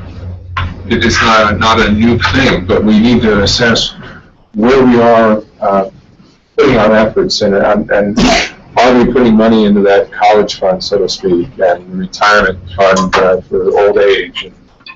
So where are our resources going, and are we saving up enough and budgeting enough to really have the future we want? So that's what I'm hoping for with 360. It's not necessarily to change the direction, but largely to understand what direction the ship of state's going in by the amount of dollars and by the effort. And this is where, and I don't have the priority sheet in front of me. I was trying to find it in the materials and couldn't find it for this one, so I may be misremembering what it said, but this is where I thought Mr. Harding was actually going with this question a few minutes ago, which is that we had some discussion the council had quite a bit of discussion when the priority sheets were approved about this idea that does making it a priority mean that this is what has been decided is going to be accomplished, or does making it a priority mean it's a priority to figure out what we're going to require of it? And so I think what, in my mind, at least from the discussions I've been a part of, what remains to be done on this one is for the budget. I think the body of the council as a whole has said we are interested in figuring out the right way to do budgeting for outcomes.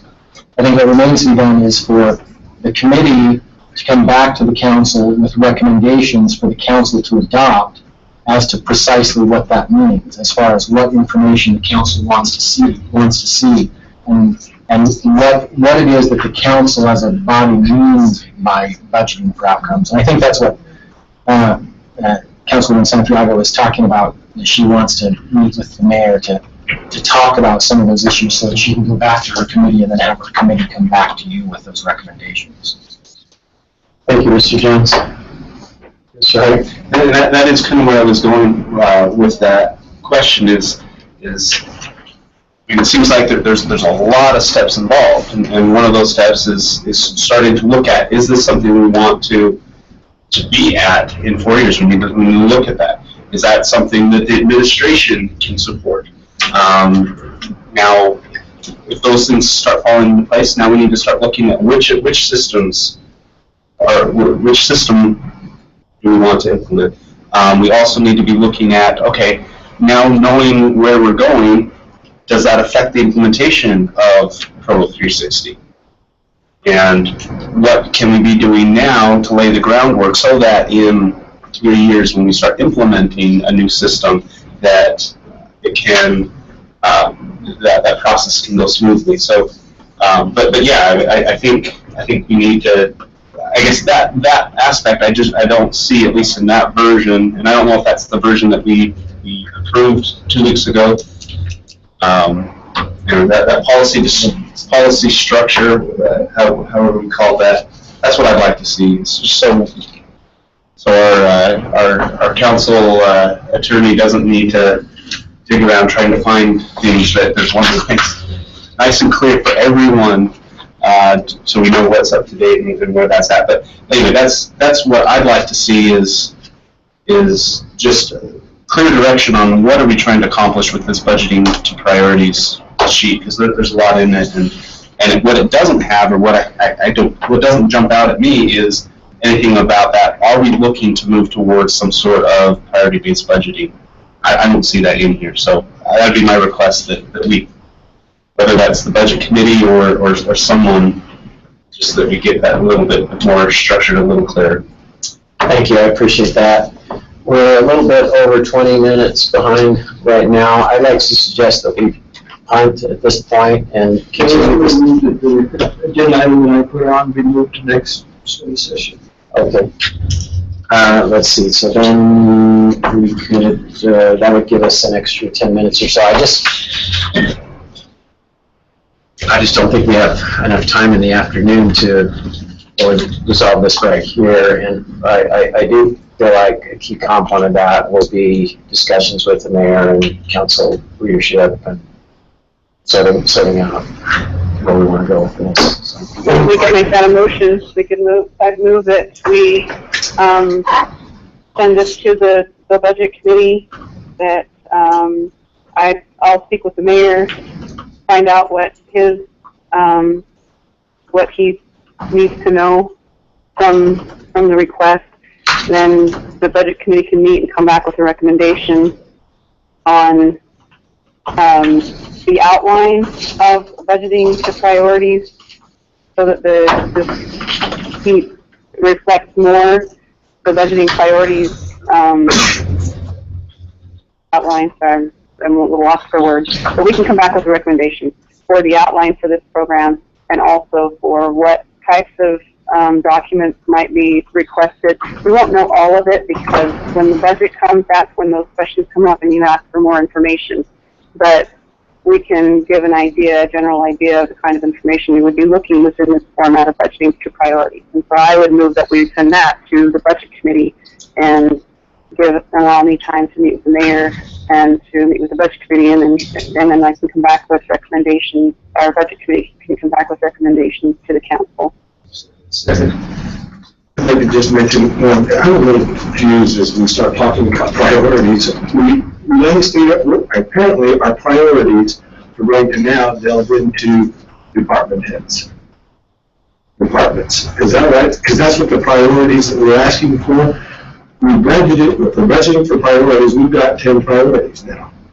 We're budgeting to those, we're asking to make the administration to bring us a second that. Now do our priorities now jump down further into, are we prioritizing, help me understand this, are we prioritizing where we put the value on the copy center? Are we prioritizing where we put the value on the IC? Are we prioritizing where we put the value on our streets? I'm confused on the word priorities, I guess, and where are we going with those priorities? With the word priorities as it relates to that one particular budgeting to priorities. Okay. Because I see this, we talked about our 10 priorities. And now we're shifting, are these other priorities that we're talking about no longer than those 10 priorities? Are we shifting to other priorities within This this? is a way to see that those priorities that we've listed are being addressed. And I appreciate that, but does the structure of the way the roads are done, or the Covey Center, does it actually, or golf course, or our economic development priorities, are they actually part of our 10 priorities, is what I'm asking? They're part of budgeting priorities, but not part of our 10 priorities. And so therefore I'm starting to get a little confused, George, is the priorities of budgeting to priorities, but then are we as a council jumping into priorities? I'm just confused. Well, the council is producing end outcomes and desired outcomes, end results, desired outcomes, and the administration plans how to make that work. And that's why that's why we've gone through this exercise. We're figuring out what priorities are priorities for the whole council and what end results we hope to see are desired outcomes. And so this is just a way through budgeting to see if those outcomes are happening. This process would take, it may not be finished, it probably wouldn't be finished this year. This is a long-term process. It's something that will take some time, but when it's done, we'll be able to see very clearly how the budget is tied into the priorities, how it's moving the needle, how things are moving forward. And so I think with sending this to the budget committee and having the committee come back, we can give some clarity to that. I agree it's going to take more conversation, but I think by sending this to the committee and coming back with a little more clarity for the administration and a little more clear proposal for the council would be helpful. And so go ahead, Dan. Mr. Hyde? The way I see it is that the 9 now that we've set, these are priorities that the council are going to address in the immediate future. So, right. So, and then at least the way that Park City presented, the budgeting for outcomes or some other similar priority-based budgeting, that's a broader set of priorities that the full city has. So for example, just because we don't talk about the cemetery in one of our even 25 priorities that we identified, doesn't necessarily mean that if we had a budgeting for priorities based budget that the cemetery wouldn't receive any funding anymore. So to me, these 9 are different than what we would create on the budget. Now, they might influence the priorities to which we budget for, but they're not the same things. So from what I understand, then we are asking the administration to prioritize where they're putting the money. And see if we agree with it. Is that what we're saying?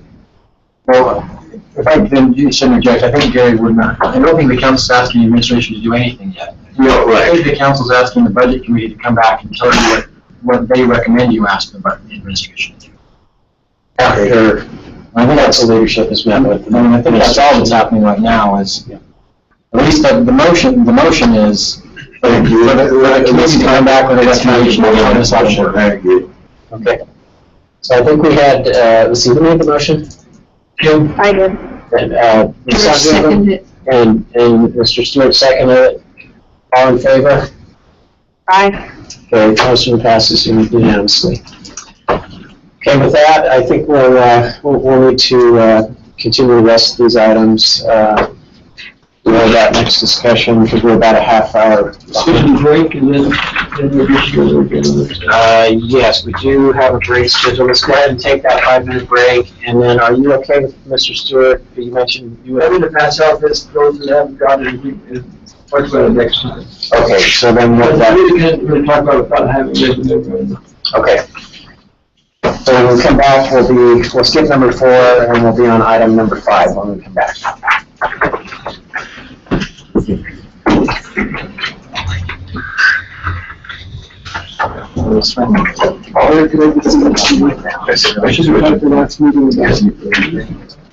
No,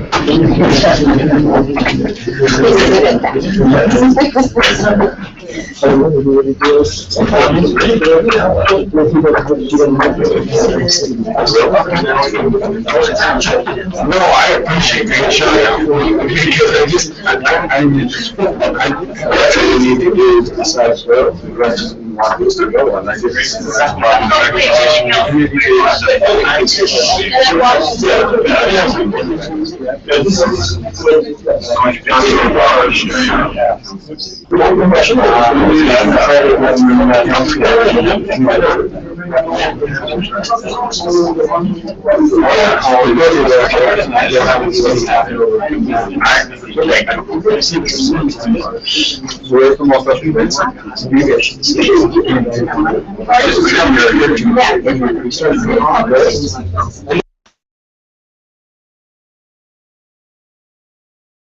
As a community, then the community helps.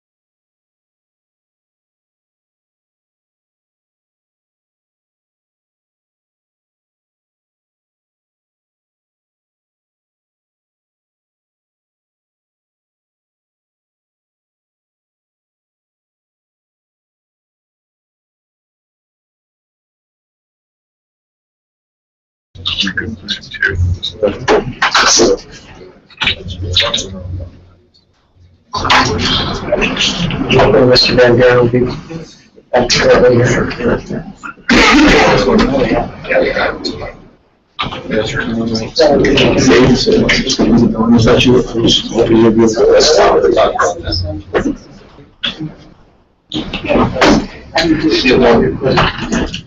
Okay, let's resume our meeting here. We're moving on to item number 5. We've, at the request of Mr. Stewart, we've postponed item number 4 until our next meeting. Item number 5 is a discussion regarding an ordinance change proposal to remove timing restrictions from general plan amendment requests. And that item is to be presented by me.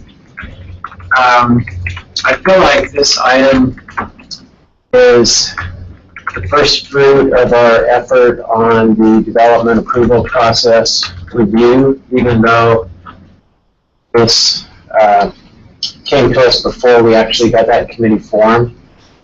But the idea for this came during the zoning conference. We had a developer there, Dave Gardner, who talked to us about some of his experiences developing in Provo.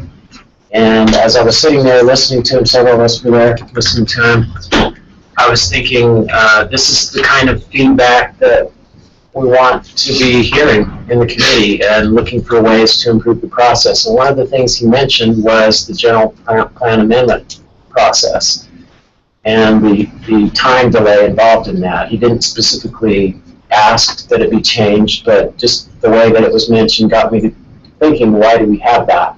And just to recap for everyone, the way the current process works, general plan amendments can only be heard in March and in September, and there's a 3-month noticing requirement. The developer has to file notice 3 months in advance of those dates in order to be heard. So a project that was, the developer wanted to file an amendment in early January would have missed the deadline to be heard in March and would have to wait until September. Except that there is a waiver process. If a staff member brings the request forward, those time restrictions can be waived, or if an elected official, it's usually been a council member, that the mayor could also ask for a waiver. And those have, in recent years anyway, have always been granted when they've been asked for by an elected official or staff member, is my understanding. So I've got a couple of documents that I'd like to show you, and then I'd like to hear from Mr. Pepperoni for a few minutes about this. The current status of this is that we have a specific proposal that we would like to entertain your support for taking it to the Planning Commission. Community Development has thrown their support behind it. We'd like to take it to the Planning Commission and are basically looking for kind of a thumbs up or down from us as to whether they should proceed to take it. So this is the text of the proposed amendment itself. Minor change there on sort of the plan being updated every 5 years to be comprehensively reviewed every 5 years. That was a change suggested by Mr. Jones this morning, just to take into account the fact that we might review it and there may not be many changes that we want to make. So then going down to the next section, we would take out all the timing restrictions essentially, so that general plan amendments could be heard anytime a zone change can be heard at our normal meetings. There wouldn't be the 3-month noticing requirement in advance. As I've discussed this and sought feedback from constituents, response has been overall very positive, but there have been some neighborhood leaders who are concerned that maybe there is a safeguard that's being given up here by taking this out. And as we discussed that, we discussed how we have this process of it goes to a neighborhood meeting, then it goes to the staff for a report, and then it goes to the planning commission, and then it goes to the city council. That process is always followed, whether these delays go into effect or not, or whether they end up being waived. And then one of the neighborhood leaders pointed out that currently in Provo City Code, it doesn't even mention the neighborhood meeting requirement here in this section. It's over in a different section about the neighborhood program. And then he also pointed out that in that section that the chair actually has discretion as to whether a neighborhood meeting is held or not for a general plan amendment. Current practice is that we always do, pretty much, but he felt that if we strengthen that by making that a requirement for the chair to hold a neighborhood meeting, in the case of a general plan amendment, then that would be something he could support. So the two things we've added here, there's a reference to section 2.29.040, which makes it clear that to a developer looking at this section, that the neighborhood meeting is part of the process. Then let's go down a little farther. So that this part that was taken out here is the timing restriction and then the waiver process. All of that would become unnecessary if we don't have those time restrictions in there. And we go down a little farther, we get to the neighborhood code section. So what we're proposing that we add here is this sentence here.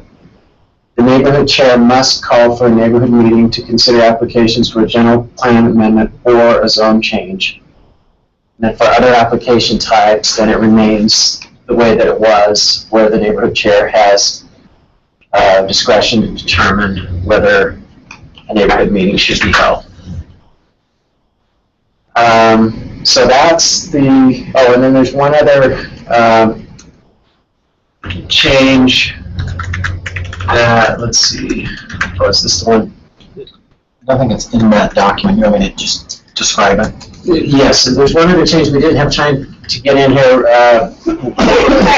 Thinking it would be good to have in the section that talks about zone changes, to have a parallel reference so that someone reading that section would also know about the neighborhood meeting requirement, and Mr. Jones will explain that. Yeah, so what I propose is in section 14.02.020, it's entitled Amendments-Procedure, and it lays out the procedure for seeking a general plan amendment.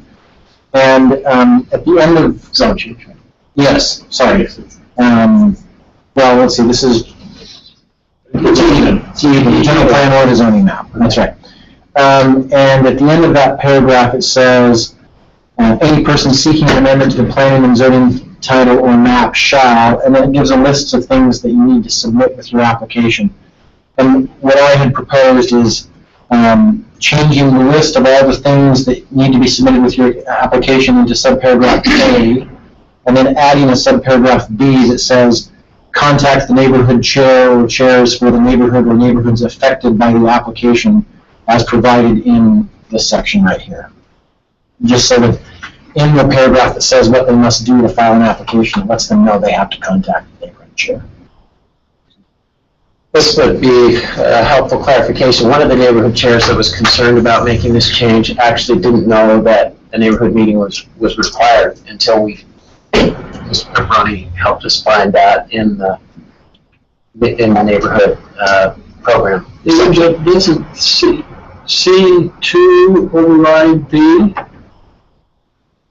C2. Raise your right to a neighborhood meeting, that kind of makes it says let's call it neighborhood meeting. There are other application types that are not. This is for the application type. Right, this is for the whole, anytime there's a neighborhood meeting. I got it. Or not. We might need to update C and add to the very beginning the words where waiver is applicable. Yes. So where waiver is permitted or something like that. And sometimes there are general plan amendments that are not specific to a neighborhood. They could cross multiple neighborhoods. Is the intent here that a developer who has one that may affect half a dozen neighborhoods goes to a half a dozen neighborhood meetings? Is that the intent here? It just that is one that pops out at me as maybe being used. How have we handled that in the past? Yes, if they're within so many feet of another neighborhood, they have to go approach that neighborhood also. I think it's 500 feet. Like a second or third neighborhood, they have to approach each of those. Usually the neighborhood chairs have just combined the meetings. The intent is not to change current practice, but to codify it, so that neighborhood chairs can rely on that happening as part of the process. Mr. Connect? So the way it's written just says, neighborhood chair must call for a neighborhood meeting to consider applications for a general plan amendment.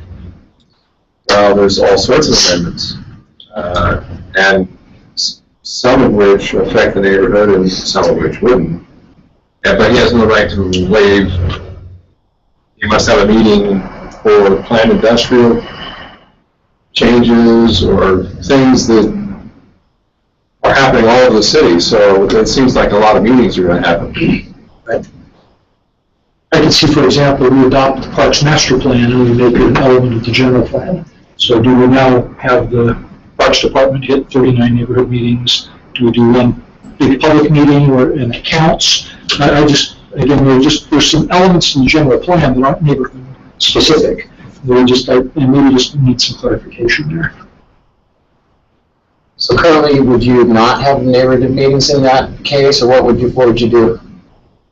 Currently, when we have, for example, a code amendment, falls into that same amendment section that was referred to, that is citywide, that notification goes out to all neighborhood chairs. And when they want specific clarification or say attention, they call us or contact us and they receive that. But they determine whether they hold a neighborhood.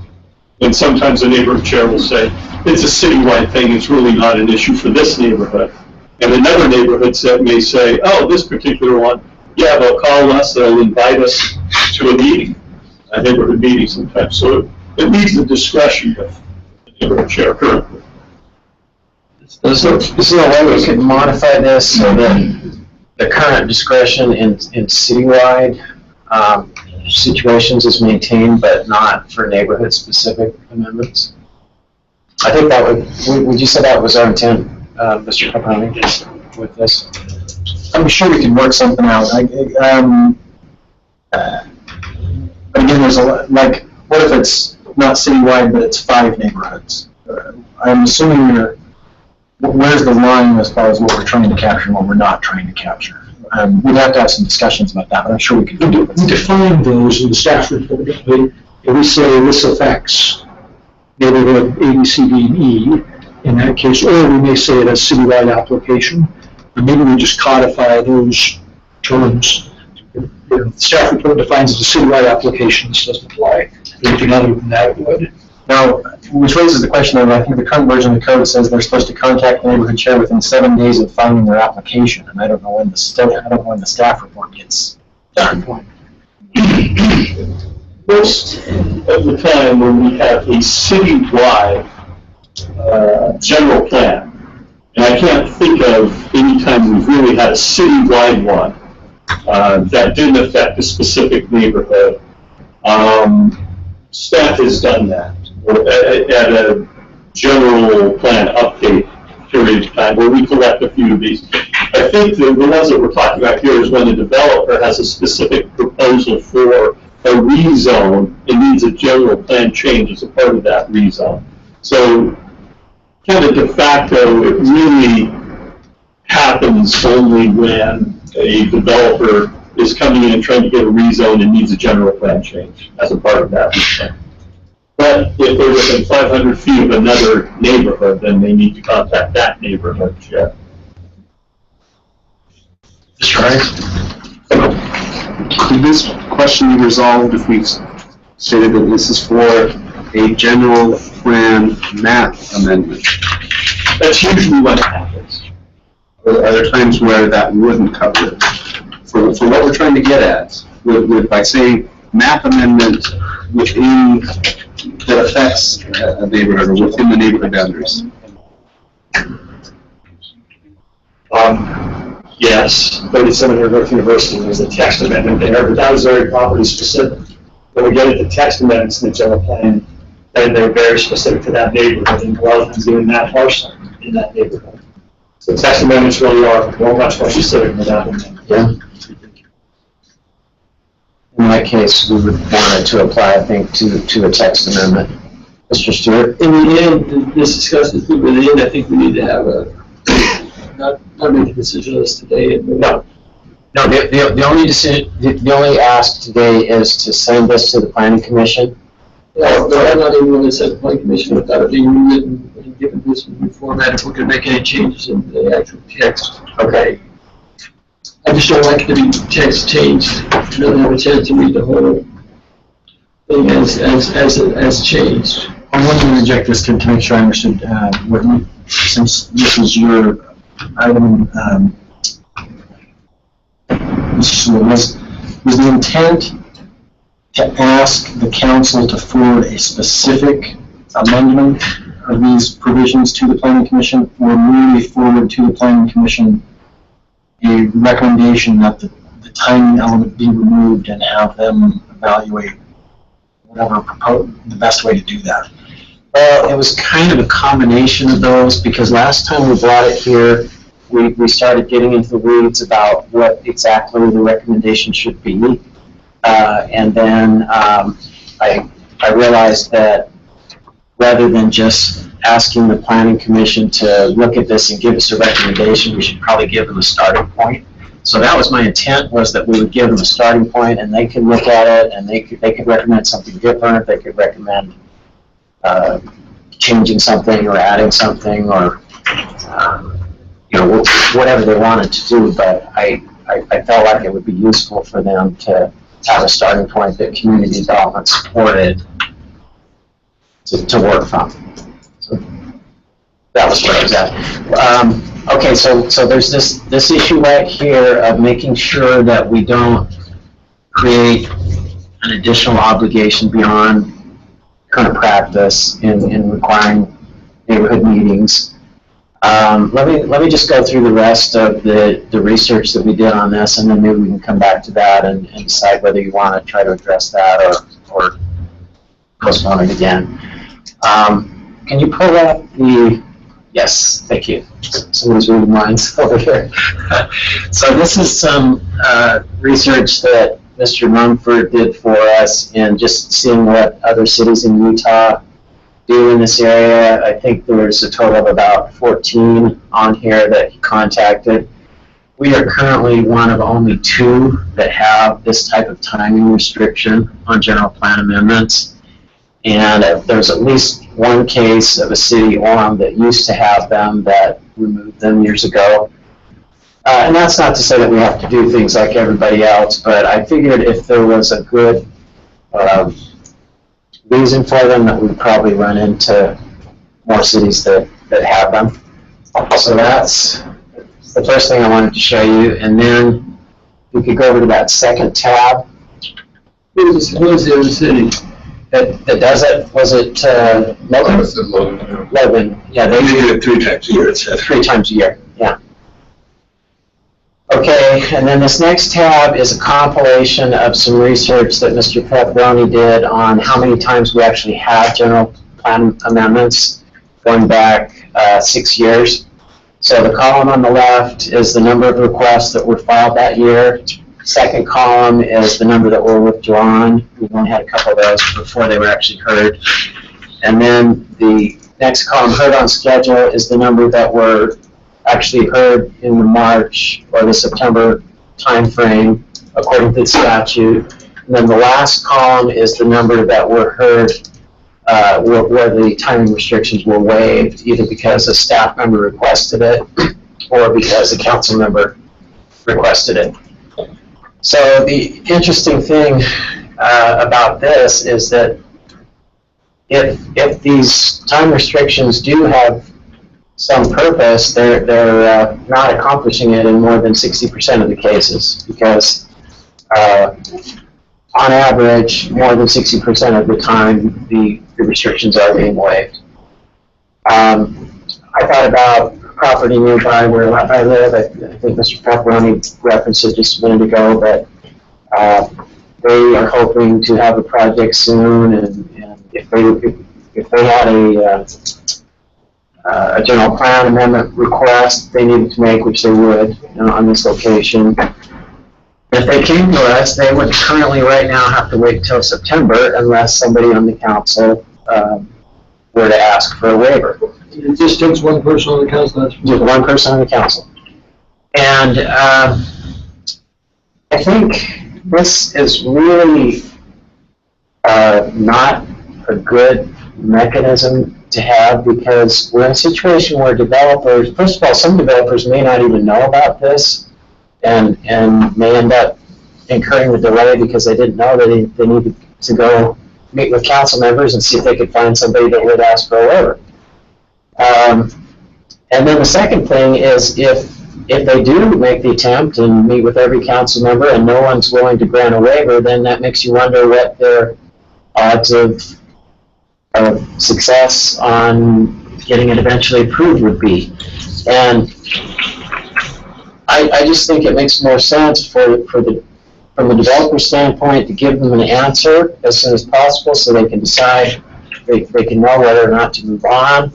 If we're not going to approve it, let's make them wait 6 months and then tell them that. We don't want to have a process, I think, where it depends on what you know about the rules and who you know what kind of treatment you're going to get. So that, to me, is one of the strongest arguments for getting rid of this so that we have a consistent, efficient process, and then in return, we strengthen the requirement for the neighborhood meeting to make sure that this isn't interpreted as a way to sort of loosen or skip steps in the process or anything like that.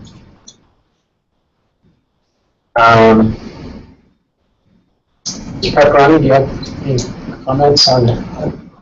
Just a couple of things.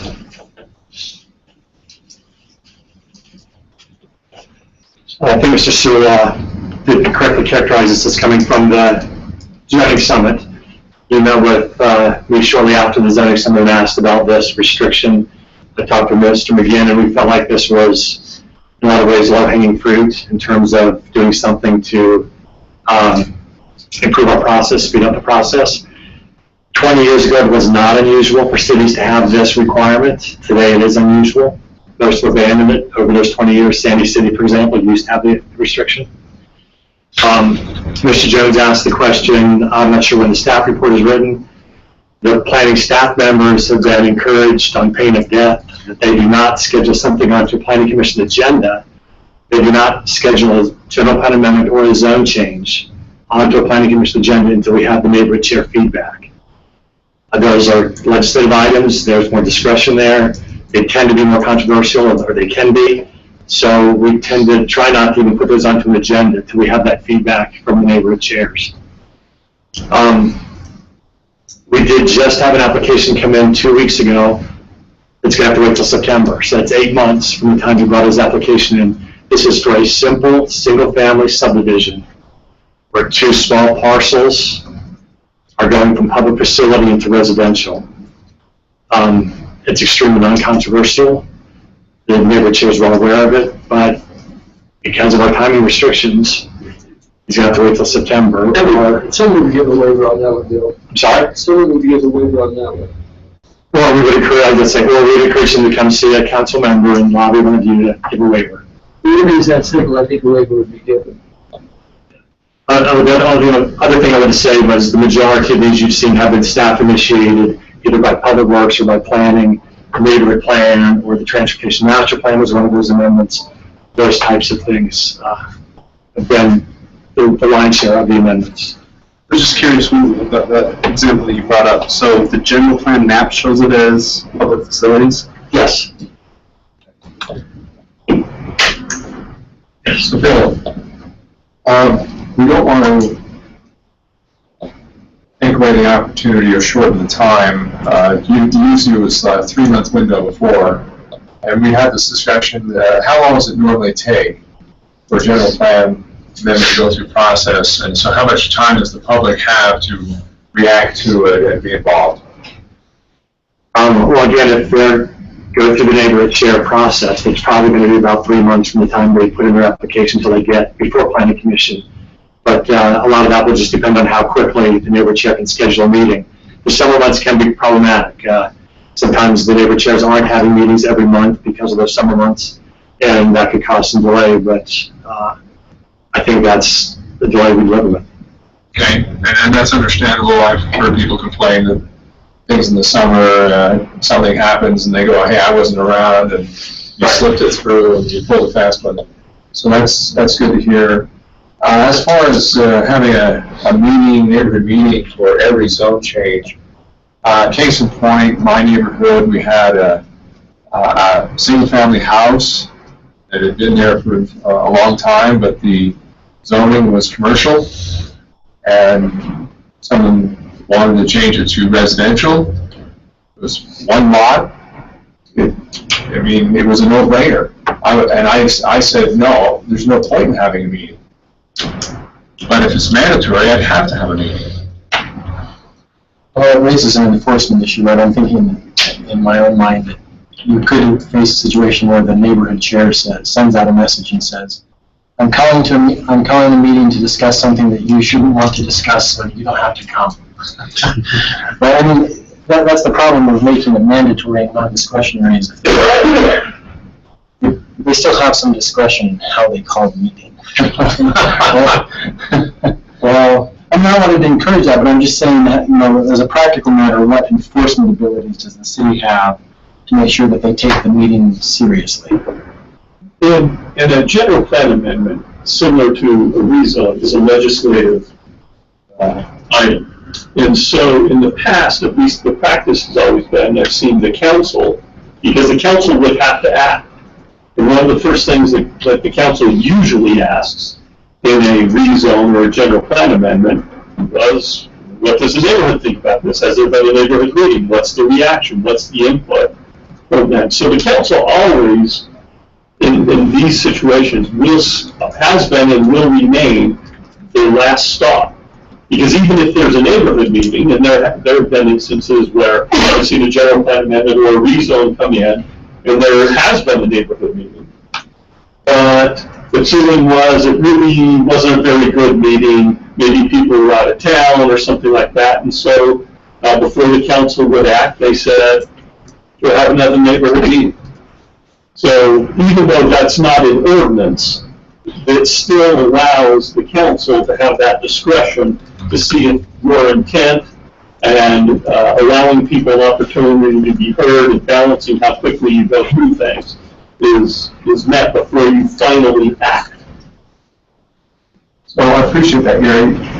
I'm just making the case here that for us to require a neighborhood chair to do anything on a mandatory basis when they're a volunteer, if they don't want to have a meeting for whatever reason, then frankly the planning commission or the council could say, hey, you should have had a meeting, and go back and have a meeting. And at the same time, if the neighborhood, if it was a big enough deal that the neighborhood was upset, like, gee, why wouldn't you have a meeting? What kind of neighborhood chair are you? Well, they can get themselves a new neighborhood chair. So if you look at the existing wording in 2.29.040, it's language we've been going by that says development applications require a neighborhood meeting. We've been sending rezones, general plan amendments to neighborhoods because of that section. These amendments were a bit of a kind of a belt plus suspenders approach that Mr. Silver was trying to do to make those feel nervous about this feel better.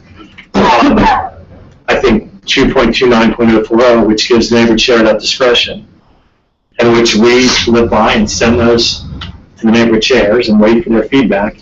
I think it covers it. But again, this was an attempt to appease those who were feeling nervous, who were afraid that it wasn't adequately covered in these other sections that ended up getting amended. Is that about right, Mr. Still? Yes, it really was an attempt to broaden the support. There were several neighborhood chairs that were nervous about it. And survey I did, by the way, I didn't put this up on the screen, but 13 chairs and vice chairs responded to my survey, and 10 were in favor of removing the restrictions. 2 suggested changing it from twice a year to quarterly. 1 was opposed. But among the group that was either opposed or concerned about completely eliminating them, there was this sense that if we could just strengthen this requirement so we know that a neighborhood meeting is part of the process, then this is something we could support. So then you had that person that wasn't supporting, would support it with this. That's right, yeah. I'm pretty comfortable personally with current practice, but I mean, I can see their point. I mean, if we get a new community development director or whatever that, you know, just says, oh, well, this is up to you whether you have a neighborhood meeting or not. I don't care, you know. So, I can see the value in having that extra suspender in there, as Mr. Pepperoni mentioned. Okay, comment. I've watched Councilman Sewell spend time on this issue, and I feel that there would be few issues that much research and effort has gone into as he's put into this, getting to the right answer. So I applaud that, and that includes seeking out community development, me and Wayne, and our opinions on this. And so I applaud the research, the effort. I express my personal support for this change. I do think it sends a very nice, nothing else, a nice symbol out to the development community that we're serious about being accommodating to their concerns and their needs. And so I find this easy to support. Thank you, Mayor. I appreciate you saying that. And that actually reminded me of one other thing I wanted to say. This is characterized as low-hanging fruit, and I agree, but it's a small fruit. If you just look at the number of general plan amendment requests we get per year and the number of people, developers it affects, it's not that many. But I think the symbolism of it is what's really important. Perception. The perception. We just got through making it a council priority that we're going to look at the development review process. And are we serious about that? And what kind of message does that send to the development community? I actually asked Mr. Holmes, were you prepared to make a comment on this as well? Or I don't know if you saw my email this time, but I did, I'm sorry. Anything that facilitates process for development where the council already has ultimate discretion at the end of the day, you are the last stop of the gap measure. Thank you. Okay. So by putting the word in must have a neighborhood meeting, what if there is no neighborhood meeting? The chair refuses to have a neighborhood meeting. What does the planning commission do if it says in the ordinance there must be a meeting? Can they not hear it? Well, at some point it has to move forward. I mean, you can't give the neighborhood chair's veto authority over an application that's been filed. At some point the application has to move forward. So how is that addressed in the ordinance? It's not. We would simply move it forward. It would be noted in the planning commission meeting that there was no neighborhood meeting. That would be in their report of action, and then the council would do with that and have to make a decision because you are the last stop. And I don't believe the ordinance as written now, and I don't know that we could write an ordinance that said if the neighborhood chair refuses to have a meeting, your application's dead and you can't even go to the council. The chair review violation, not the project. Yeah, that was not the intent, and Mr. Jones clarified that in a revision he sent in this morning, that we're putting the onus on the chair, so he would be the one that was not doing what the ordinance asked him to do. Yes. Yeah, a previous version had actually said something along the lines of the meeting must take place, and I intentionally changed it to the neighborhood chair must call for a meeting. Okay. If he calls for a meeting and nobody shows up, he's met his obligation. If he doesn't call for a meeting, he hasn't met his obligation, but the developer has not violated any of the process requirements for the developer. Does that have a time frame? Must call within 2 weeks, 3 weeks, a month. Right now, seems like that would be a good addition. Certainly could be. So we originally have 7 days from the application. Their time frame is determined in 2.29040. Yeah, I think there are. Well, within 14 days, they have to notify that they will organize a meeting. And or that they're gonna waive it, but does it say, I don't know that it says, it seems to say that within 14 days they have to say they're gonna have a meeting, but it doesn't say when they could say, theoretically, they could say in 14 days, we're gonna have a meeting 6 months from now. We have had that happen, where the developers come in on a project, and I think I can remember one rezone, where it happened kind of at the beginning of the summer, and the developer, I mean, the neighborhood chair said, look, I just don't have time, and it's not, we won't be able to do it until fall, until September, and this is, May, June timeframe. And the project went forward to planning commission and ultimately to council, and without a neighborhood meeting. So it hasn't been a requirement to actually hold a neighborhood meeting. Because then you get into what's sufficient for a neighborhood meeting and all of those issues. This one, it's been a while since we had that zoning summit. My recollection was Mr. Gardner was talking about some of these frustrations, and when he was asked, so you'd like to see this twice annual hearing of these things removed. I remember he didn't, and I think he said earlier, like he didn't say, well, yes, I think it needs to be removed. His comment, I think, his complaint was more on, as Nick put it, the nature of our general plan. Well, he did talk about that more. I didn't hear him make a comment one way or the other about the. Yes, he didn't. Right. Yeah. To him, it wasn't a big deal. And so I keep going, and so that made me kind of pause to see his response. It's like, oh, I would have expected him to jump all over that. So, oh yeah, please remove that. And I've been thinking about the nature of the general plan. You've had some discussions. Can we use it more as a vision document and less as a control document? And then you could even argue that it's a redundant control document because our zoning map is that as well. And so if we're using it as a redundant zoning map and you can amend the zoning map this way, but you have additional restrictions to amend the redundant zoning map, then yeah, it doesn't make a lot of sense. I think though, if we were to use the general plan as more of that vision document, you might ask, like, how often should we be changing our vision?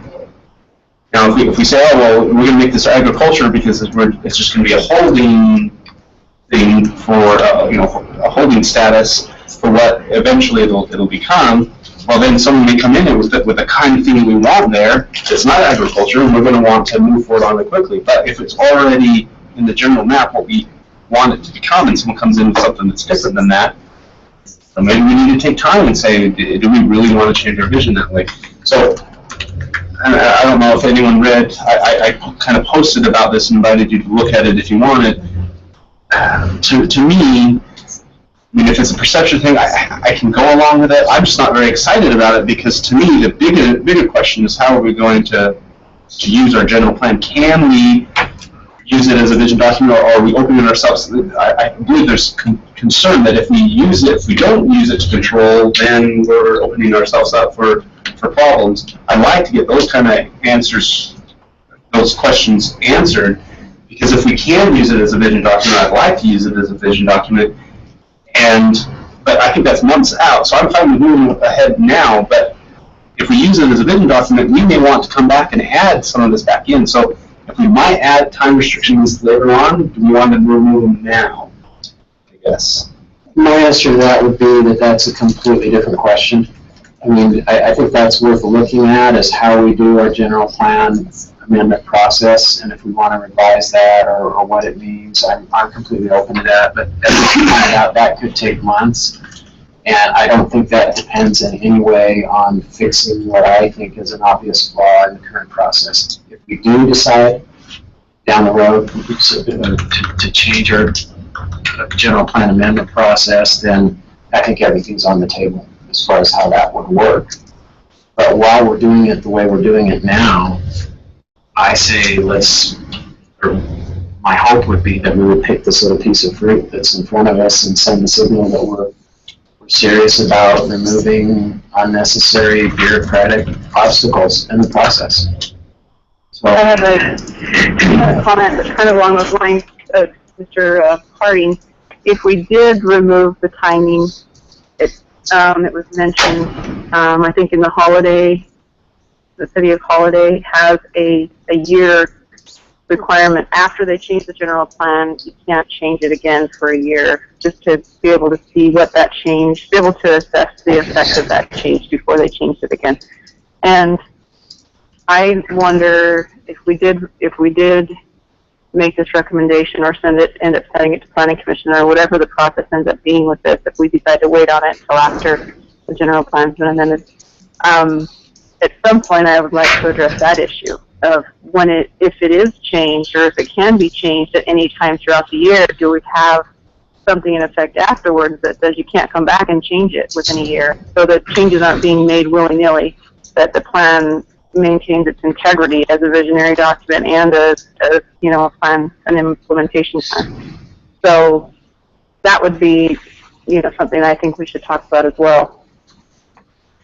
as part of the potential overhaul of the general plan amendment process, I would be fine with that. But, so I guess I'm at a point where I've done about all the research I think I can do on this. I just kind of like an up or down vote on whether we're going to move ahead. The one thing I would add, though, is that there is this issue of we don't want to create an additional obligation in the case of citywide amendments. So if you're willing to put this forward, what I would suggest is we're having an upcoming meeting of the Development Approval Process Committee. We could refer that to the committee, tweak that language to make sure that community development feels like we are not creating additional obligations that aren't in current practice. If you're comfortable with that, that would be my preference, so we can get this on the calendar with the Planning Commission, and we could have that ready before it gets to the Planning Commission. Mr. Stewart? I'm going to vote against until I see the final draft. Okay. I don't think it's that critical to have in 2 weeks. Is there anyone that's willing to make a motion to move it ahead? At this point, I think I'd like to make a motion to move it ahead. I think with the recommendation that you put forward, I understand the concerns of not having it in front of us right now, but I think ultimately we will get it in front of us.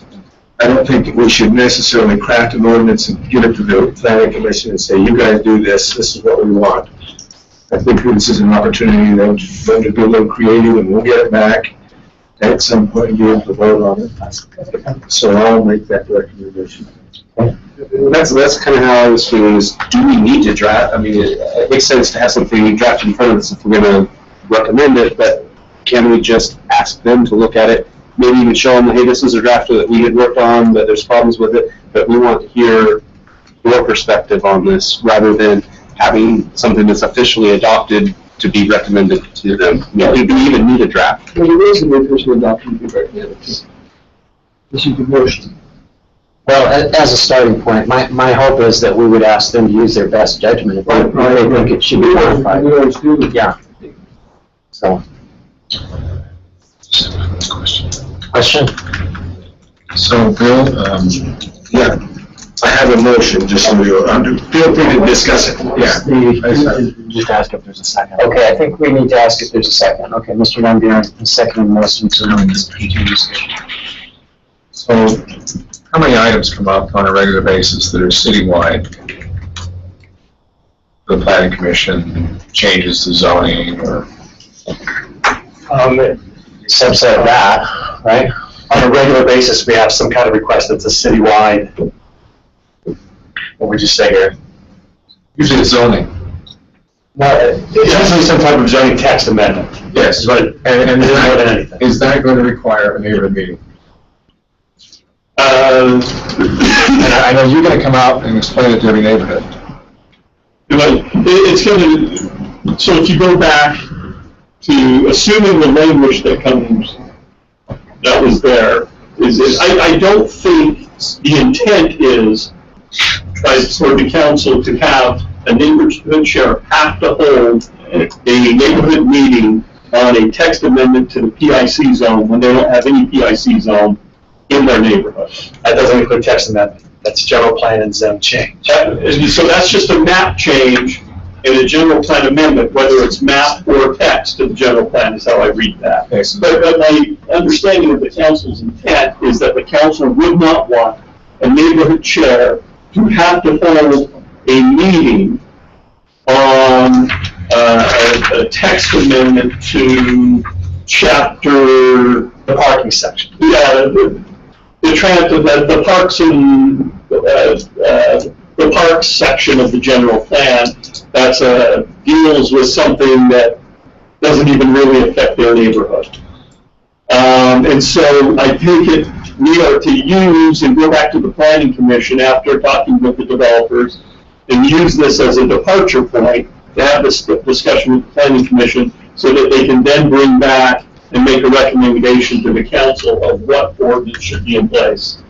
It strikes that balance between the neighborhood meeting when it's a general plan amendment specific to a neighborhood with a project and just a general minor text amendment. The reason I ask is there's PF zones everywhere, and we've had issues with PF zone. So if you wanted to change what's allowed in the PF zone, that potentially affects every neighborhood. And it's not changing the boundaries of where you have PF, but it's allowing what goes on in a PF to change dramatically. So in effect, it's a zone change, or will have a real, the same effects as if you just went out and zoned property one way or the other. You're changing the rules. So I just wasn't clear on what a zone change meant, because I could be impacted by the language just as much as adding or subtracting a zone. But just for clarification, a supermajority of the text amendments that you would see are initiated by the staff, and they're trying to clean up a problem or clarify a problem we have come across in the code. And then all of those get done as citywide because it's a text amendment to the zoning ordinance. And that was my problem, is then are you expecting now, when we used to kind of read them and go, it's just housekeeping, if I have to hold a meeting now because it's mandatory, that would be a big change. Yeah, Dave's saying we don't want to increase the burden, and that would be a significant increase of the burden. Mr. Jones, I think, has kind of captured what our intent here is. Maybe could we take a look at this as a possible way of addressing this issue here? And explain it. Yeah, I don't know if this captures it exactly, and obviously Bill and the others haven't weighed in on it, but I just added some, the purple language is new. So one, I just added some language to clarify who you're sending the notice to, but then I added this language that says, where the application is filed by a party other than Provo City and or has other than citywide impact, then you must have a neighborhood meeting. So I don't know what you think, Bill, about that, but thumbs up. Would you consider a change in neighborhood chair was called for neighborhood meeting within 21 days? Something in there on timing? I did, if you scroll down some more, I also added some language just subject to the, so I added this language at the beginning of C so that C only applies if you can waive a meeting, and I added some language where we could put in a day requirement if you wanted to. And I also added, if you scroll down even further, a D that says if you can't waive the meeting, it has to be scheduled within a blank number of days. Just because that was discussed by the council, I put that up there as a placeholder. What's at the end of those? So, Could we come back to you from the development approval process review committee and with those blanks filled in? And as long as community development signs off on it, for me, that works. I love those issues. Yeah. So, Mr. Winterton, would you feel comfortable with revising your motion to include this with the understanding that the review committee will fill in the blanks and review it, and if there's any further tweaks based on counsel from our attorney, that Yeah, and then I don't accept that. you're still good with the second. Is there further discussion, Mr. Hardy? So I'm clear, so we're moving that this will go to the development approval process committee. We will tweak it some more, and then we hand it off to community development to then work with planning commission, or we hand it directly to planning commission. To the planning commission it's coming from community development, right? You're sponsoring it. Yeah, we wouldn't make any more tweaks over what the committee did. We would send it on to planning commission. Because, I mean, we're on that committee. If we have something to say, we'll say it during those committee meetings. Okay. I'm still kind of wondering why we don't just hand it off now. I think the community development has a pretty good idea of what we've talked about, and they can work directly with. Let's have a council committee. Either way, so either way, so I think that they're going to be able to work through some of these issues, and for them too. But well, I guess they'll be there, and we'll have Wayne there, and Dixon will be there. So I don't see any harm in. I've been able to see the changes that Brian made. Were there changes that he didn't read out loud? There was a couple that I didn't read exactly word for word. I don't think there were any that I didn't summarize, but I could read them to you if you prefer. Or it looks like Ryan's going to forward it to you right now. That would be great. Thank you. And you need to remember, if you're concerned about community development, we would be fine with just removing the twice-a-year restriction and no other changes. We're completely fine with that. Having neighborhood meeting and having the process work as it works right now today under the ordinances as they exist right now today, we would be fine with that. So anything above that really is not going to matter to us. Yeah, and the whole intent of those additional items is to gain broader support from our neighborhood chairs and other neighborhood figures. So. Is there any further discussion before we call for a vote on this? Yeah, I do have concerns because those issues are important to me, and I would like that to be kind of worked out within the. I'd prefer to have it worked out within the development review process committee. How to address that neighborhood meeting issue. It doesn't seem. I don't know. It just the concerns that I had going forward are still concerns that I thought might be addressed through that neighborhood committee or through the neighborhood meeting requirement, and possibly through not changing the plan for a year afterwards as being part of the proposal. It doesn't sound like either of those are going to be part of the proposal, or as far as I understand it.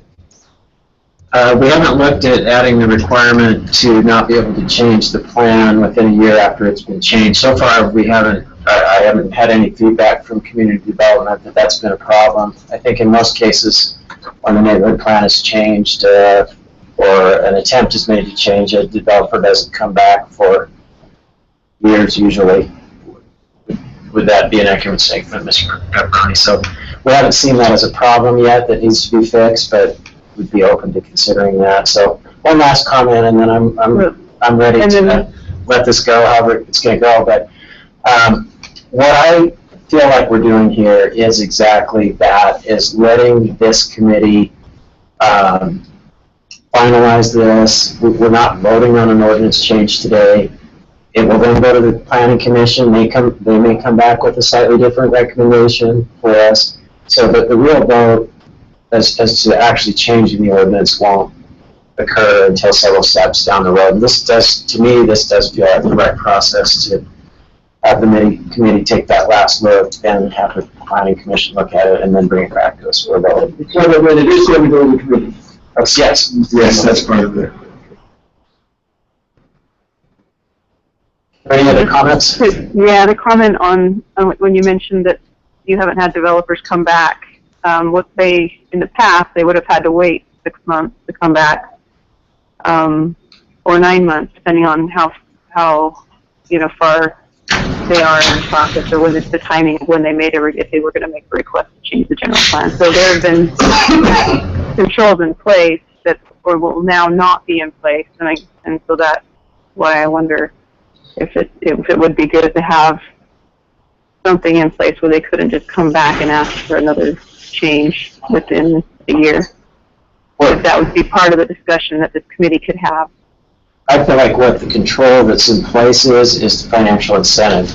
A developer wouldn't want to bring a very similar proposal back, sink more money into it, and spend more time unless they've got something that's substantially different, or unless there's been a change in council or something like that. Well, I'm thinking more if the property changes hands. If it's, you have one developer that requests it and then property changes hands and they want something different. I don't know. And I don't know all the scenarios where that could happen, but And I think that they would then come back and address the concerns of the neighborhood had and why they were turned down in the first place. They better address those, or else it's going to get turned down again. Get turned down again, and if they have addressed them, then why make them wait? So, are there any other discussion before we call for a vote? Call the question. Call the question. Okay, all in favor of the motion? aye. Okay, so that passes unanimously. Thank you. Let's see, looks like we're a little bit behind here. Council rules policy amendment, item referred to the planning commission to work with the agenda. We could, I think we could postpone this one. Would anybody object to hearing this in 2 weeks? Do we need to have a motion to do that? No, you can, not to get you involved with the rules, but what you actually did is a procedural motion where if it's, can't remember the name of it now, but if you ask if there's objections and nobody raises their hand, then it's automatically done. If it's a procedural issue, so you're good. Okay.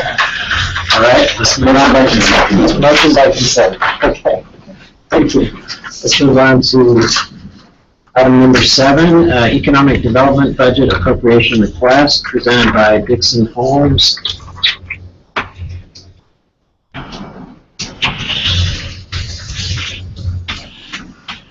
Perhaps you've all seen the staff report, we put the memo on this. Sorry, did you have any questions relative to the memo or the request that we were making for $30,000? So this is from fund balance, from Fund 495. We use this money specifically appropriate in our professional services account, which is the largest single account that our office has access to accomplish what we do in economic development. Oftentimes it's used to hire consultants to do work for us that we do not have in-house staff to do. Those could be things like geotechnical reports, appraisals, wetland studies. We hired a consultant several years back out of that fund to do our retail study, to do our economic development strategic plan. This office is engaged in a couple of initiatives, and we've also had a couple of initiatives that were unexpected that we needed to cover, and that's where that money is coming from. And so we're asking for an appropriation of $40,000 from fund balance to be able to finish out the year. I've only seen the ads. Pardon? I've only seen the ads, so you know that you need to appropriate before you have the ads. No, so that was money that we had committed to because of spending that we had done earlier in the year and some unforeseen expenses that we'll have toward the end of the year. We need that money to finish out the year. Like the ads. Yeah. Are you going to move back to Provo? I'm going to get my kids to move back. There you go, and that's the other purpose too. Yes. Just out of curiosity, John, the split. Yeah, so that the specific campaign that Councilmember Stewart was referring to is Provo City has partnered with the Utah Valley Convention Visitors Bureau going after some state money on funding for outreach outside of the state of Utah, and it's a 50-50 match, so the city's portion of that is a certain amount, and the other portion is the state of Utah travel and tourism budget. A portion of ours is a match on that, yes.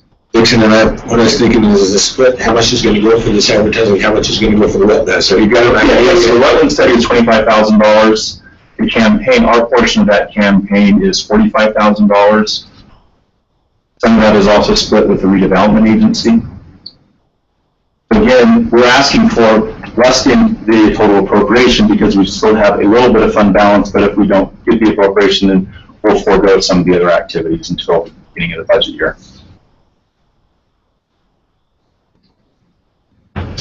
Appropriation from the fund balance of Mountain Vista Fund. So Mountain Vista Fund is the name of that fund that we're talking about? Yeah, 495. So traditionally, it's actually, and Councilmember Stewart will remember this as, it was actually East Bay money.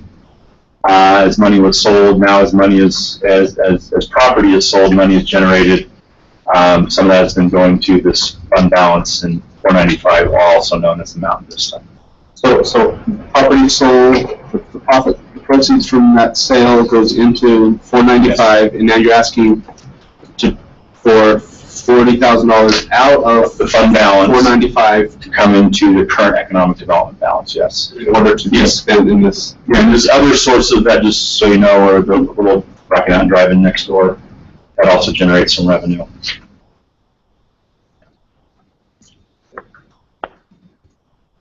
But Dixon, you mentioned, as I was reading, it said something about paying for gas lines and geotechnical studies. Is that something that you've done in the past with this fund, or is that something that you will do with this appropriation as well? Both. That would be both.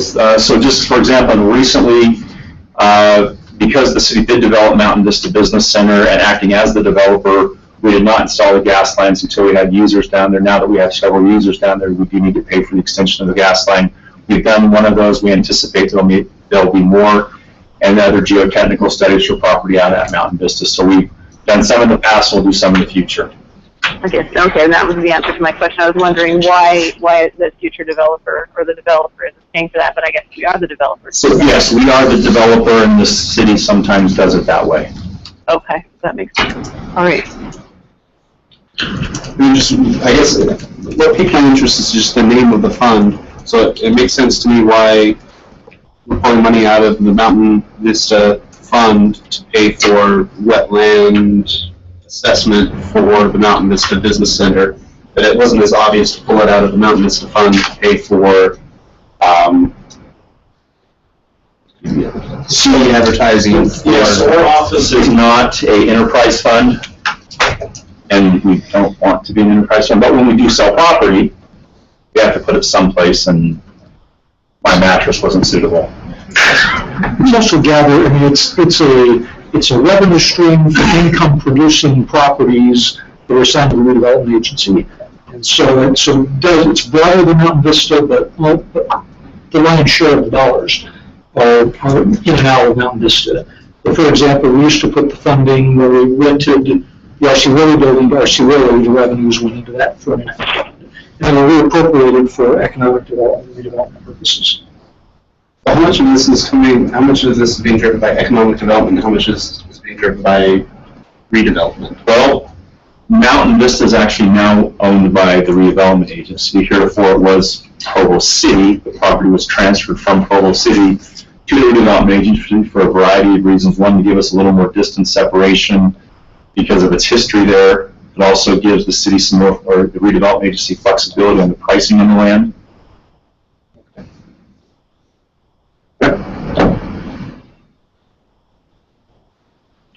Any other questions? Is this already scheduled, or do we need a motion to move it? Scheduling to, well, no, John, I think we scheduled it to another hearing, didn't we? Well, I was going to go ahead, depending upon the outcome of this work session. Just need to get into the first meeting in March. Okay, so we look for a motion then to schedule this for the first meeting in March. Mr. Stewart, seconded by Mr. Leonardson. Is there any further discussion? All in favor? Aye. And that motion passes unanimously. Thank you. Thank you. Okay. On to the final one here, number 8. A resolution authorizing the mayor to execute all agreements regarding the implementation of Provo 360 which is a citywide software solution. Presented by Mr. Clark. Thank you, Mr. Chairman. I'll begin and try to go through some of the highlights, and then we'll ask several of our team members to participate in this as well, and we're happy to answer any questions that you have. First of all, we just want to introduce Provo 360. It's called 360 because we almost look at it like a sphere. And so there are internal customers, or department staff, members of the city council, and others who are looking internally at the various functions we provide, from finance to human resources to work management to inventory management, and to customer service. And we want to do a lot better at that. We want to integrate things better. We want to develop the comprehensive information that can be looked at in a wide variety of ways. Additionally, there are people who look at the sphere from outside the sphere. Those could be our external customers. It could be the public who insist on ever greater transparency. There could be those who are simply evaluating our performance, and which could range from potential investors in our bonds to a wide variety of other stakeholders that are involved in evaluating how the city does. And it's designed to give that holistic look from inside to outside. It's also intended, as we talked 2 weeks ago, about the idea that we could provide a comprehensive e-government platform. So with one single login, you can pay your utility bill, reserve a park, sign your kid up for soccer, take a look at our latest financial statements, download invoices and checks that you just are curious about, to do all of that just with one single platform. Right now, it would require multiple platforms on multiple sites to gather that kind of information. So I'm going to talk just a little bit about kind of the rationale. So if we go to maybe the third slide, there's a clicker. Oh, you got the clicker up there? Okay. Thank you. Okay. So, so we have a number of systems that are at end of life. The software we purchased a number of years ago is no longer technologically manageable. It was out of support. And we're facing a position over the next couple of 3 years of having to do some major software replacements anyway. The lack of integration, we've talked about that, we'll talk some more about that, but the idea that the workflow management system doesn't talk to the inventory system, which doesn't talk to the finance system, and so for anything we order, for example, a load of road salt, we manage that in 3 different systems. Manage the inventory in one, we measure the amount we utilize in the workflow system, which then has to be manually updated to the inventory system. And when we pay the bills, it's an entirely different system. So we have multiple levels of data entry for the same purpose. And it's really efficient, and it doesn't give us the ability to generate good information. We talked about sort of missing e-governance and components of our e-government outreach that we just simply can't do. Systems are antiquated. Community development's a great example. We have a system that's very near death and could go potentially any day, our case file system, but it's absolutely not accessible from the outside, nor is it ever thought about being from the outside. We'd love to have a developer be able to go in, enter in with a username and password, and see exactly where his project is and who's holding it up and what questions are being asked, and actually watch it in real time as it goes through the development process. So we're missing some components that are really important to us. Customer expectations, they are very high, particularly in our community. It's very data savvy, very tech savvy. There's a very high level of expectation that we are just not able to meet. And then finally, there's access to data and transparency. It's just really hard for us to put piece A, piece B, and generate anything that's very meaningful for our customers, internal or external. So I wanted to introduce you to the team now that's been involved in this process. And let me first offer a hearty thank you both to the executive team and to our core team that have been involved in literally hundreds of hours of meetings trying to get through this process and get to the point where we are today. The executive team in some ways was sort of self-selected. It was department head level or division director level staff that had a keen interest in what we were doing, that owned this piece of software that needed to be replaced and wanted to be involved in the every nitty-gritty detail of this process. And so again, you'll see from energy to administrative services, public works, IS customer service, community development, all of them have been very heavily involved in overseeing the project to this point. And then our core team, which has a few of the executive team members on, but is broader than that, and most of them are actually here in the room today. We've been through the process of going through the RFQ, identifying as Josh indicated yesterday, a couple of thousand individual requirements that were evaluated on the part of every vendor. We went through an RFP process and tested in place several different software packages that we were looking at, and helped us whittle down now to one final finalist with whom we are just completing negotiations, and we'll be asking you tonight to approve, authorize the mayor to execute the contracts and to go through the financing. We've had a couple of minor changes to the financing that we'll talk about just briefly today. Actually, we've been bonding for less dollars because of some things we've been able to work out with the vendor, and so we'll be talking to you about that in some more detail. So just finally, for my part of the presentation, our goals are to enhance the customer experience, to improve our efficiency, increase transparency. As we've talked about, the ability to see into every little, the spheres and the corners, every little component of the sphere, both inside and outside, to empower stewardship, in other words, to give department directors the tools they need to manage and then expect them to manage with those tools, and then finally to promote innovation. One of the things we love about this concept is that our IS team's time commitment to managing the new system will be dramatically less than it is today managing so many disparate systems. And at the end of the day, we hope to turn those brilliant minds in IS loose.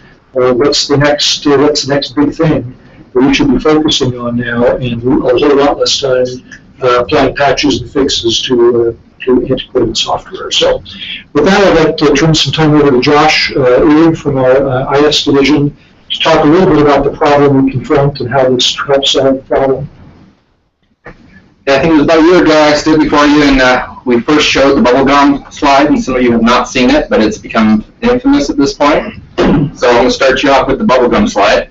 So when I arrived 3 years ago, several of the challenges the directors gave me was timeliness of IS response, ability to engage on technology initiatives, and from the council, how do we get a dashboard? And I'd actually like the mayor just to bring up his example. I love his example because it highlights it, how to fill a pothole. Mayor, tell us, how did you find out how to fill a pothole? How to fill it or how much it costs? All the above. Yeah, so it's not on my dashboard. It's you go to one of those yellow circles and you get a little bit of information, and you go over to one of the purple circles, you get a little bit of information. Yep. One of the red circles, you get a little bit of information, and one of the green, and then you manually calculate the cost of filling the pothole. So 2 years ago, the challenges, the first thing I do is, what do we have? What's going on? This is current.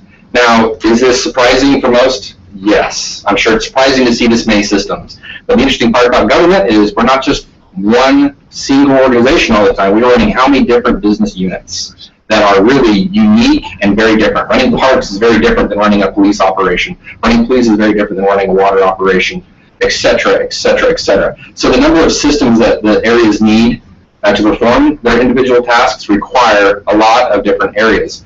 The issue always comes down to is how much money do you have to do this? And so the red lines right here are manual integration points. So you can read that as your employee having to enter data into the different systems as it touches. So you're doing a financial transaction, I mean, they're a lot of money. You're having to go between circles, but there's an employee having to enter data manually, and the cost to integrate these, I mean, can you imagine having to write separate integrations or maintain an IT staff that has the technical know-how to do data mapping and programming in order to get the data to tie to all these pieces? Developers are pretty hard to retain in any organization in this valley, much less within a government organization. It's difficult to pay them and retain them for any period of time. So we kind of looked at our strategies and said, look, this kind of a bubblegum methodology with all these different pieces, this isn't working. So how do we look at changes in the future? So really we kind of came up with 3 basic options. Life support, which is basically taking the bubblegum slide and trying to keep it living. It doesn't mean we're fixing anything. It means we're just trying to keep it living and hope that nothing breaks. We've been running on that mode for many, many, many years already. So it's kind of a scary one. The update critical is coming back to council and saying, hey, look, we know we need our customers to meet, let's say, that's the CIS system. We have to have that updated so we can do the AMI pieces with it. We have to do a PeopleSoft system for HR or something to replace that system so that we can continue meeting all the new compliance requirements that are coming down, federal, state, and other requirements. If we don't touch that, we're not going to be in compliance within the end of the year or within the next 2 years. So we're going to have to do something in order to stay up to date. So let's just pick a few of these things and really just keep doing business the way we've always done business. So let's at least replace these critical components. And then last but not least, let's look at an overall different way to approach how we do government technology operations. And so we did an RFQ and an RFP when we looked at all sorts of solutions. So that one option is really a sub of many, many, many options. We looked at cloud solutions. We looked at best of breed. We looked at all-in-one. We looked at a lot of different ways to approach those needs, and the responses came back from vendors, and we really were able to formulate through the RFQ process this kind of a look, and I actually liked it, the bubblegum slide before. This is now the Jawbreaker slide, I guess. And really what it does is it tries to pull everything together with fully integrated, realizing we're not going to have one system that does everything everywhere. We're going to have a mix, but let's shorten the mix. Let's shrink the number of systems. If we can hit 70% of those systems down, we can reduce the impact of the organization. So the bubblegum slide, it doesn't represent everything. I was able to identify over 200 different technology stacks in use by the city. So one technology stack uses a database, let's say Oracle. We have Microsoft SQL. We have MeSQL. We have Postgres. We have almost every database there is on the planet running inside the operation. Can we pick one database platform? Then how about a server? We have every server type that known to man running in the operation in order to do these individual business areas. Can we simplify that? Then on top of that, we have a software package that hits the majority of people's requirements. And so it kind of comes up with this. So it's not perfect, but I'll take this any day over this. With that, I'll pass it on to Gary McGinn.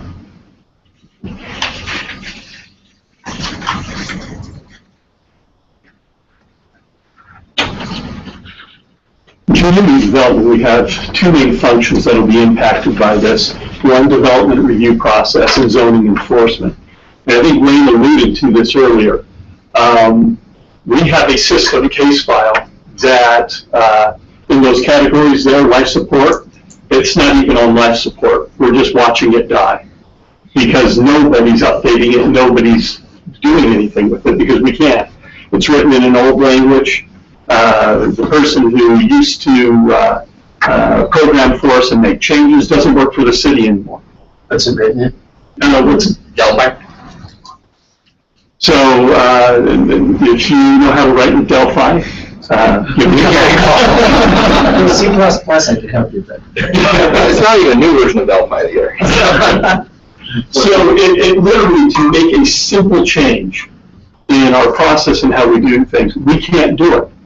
And our system right now for zoning enforcement to track what we're doing is really no better than having a shoebox and index cards.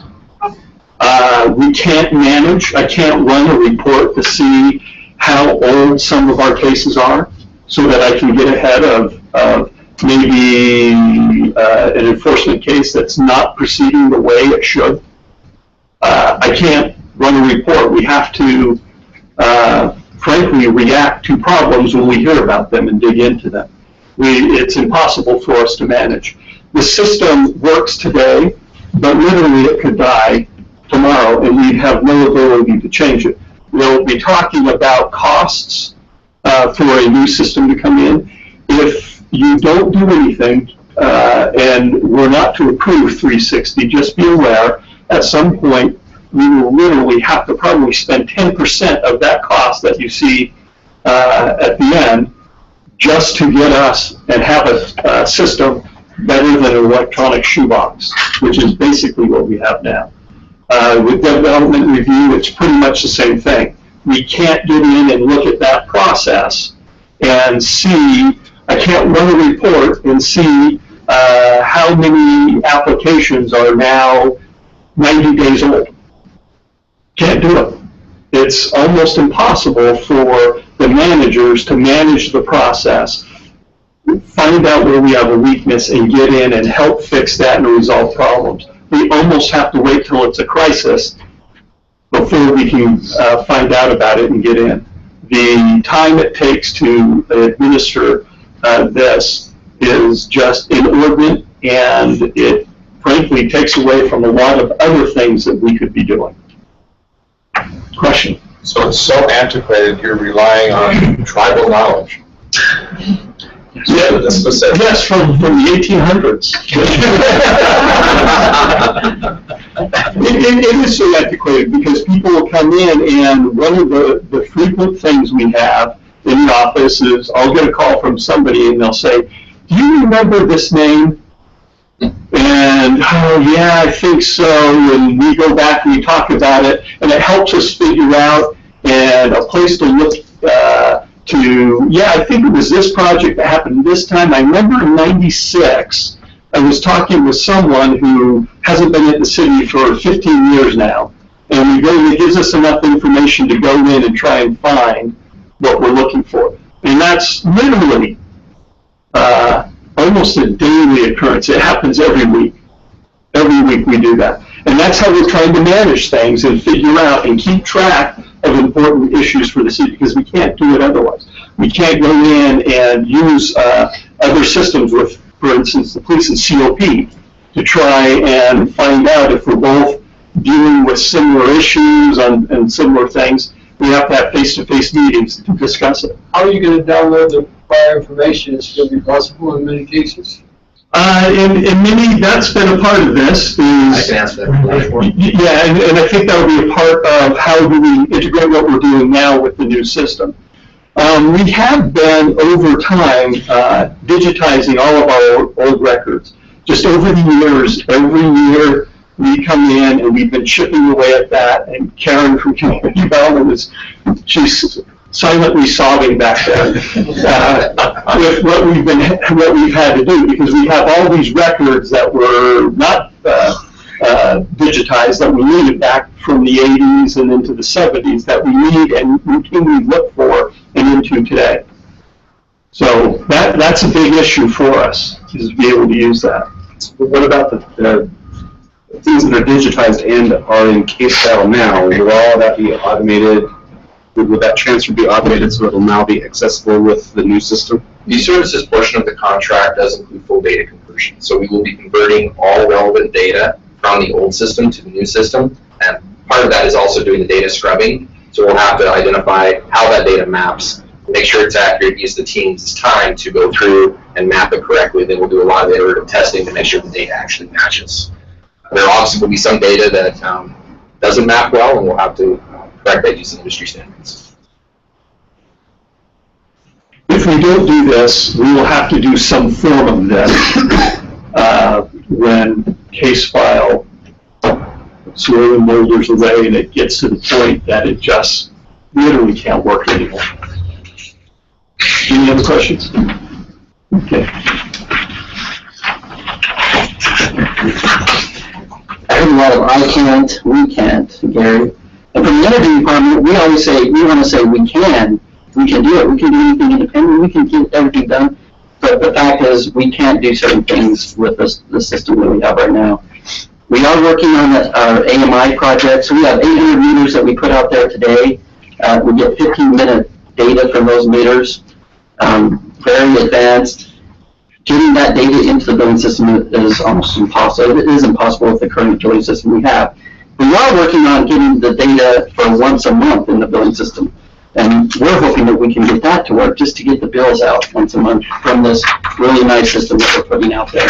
So with the new system, we're hoping that we can do a lot better things. For instance, connects and disconnects remotely. Right now we have to give the customer service reps an iPad that they can go through a different system. They have to VPN and do some things that way. We want that to integrate. We want it to integrate with our software, because we have software that uses a multi-speed protocol. The new billing system will be able to do that. Right now, we can't offer our residents net metering rates that we want to in the future. Time of use rate. There's many things that I think we want to do that we can't do because of the lack of because of old software, basically. And I think with the new software, those things are possible. Those things that we'll talk about, and I think there will be a lot of things that we can do in the energy department to make it a lot better system. Right now, we have like 3 tiers for energy consumption. I think, what, 500,000? Yeah. Yeah. So you go over the limit and you're into the next tier and you pay more. Are we going to change that so that if you're using electricity during the peak hours, you're going to be charged more because it is during the peak hours? That's something we will discuss with you as the rate makers. That's a possibility with the new system. With the system we have now, it's impossible to do. Maybe we should do it just for Dave. What's that?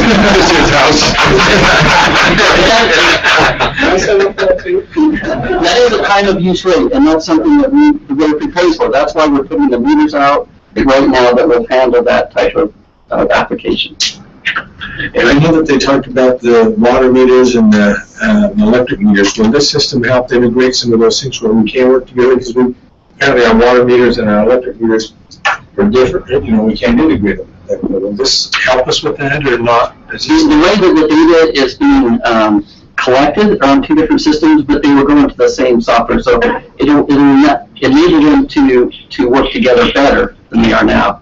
It's 2 different systems that's bringing the data in, though. But hopefully they'll come together and we can send out some of that information. Right, into the billing, the new billing system, absolutely.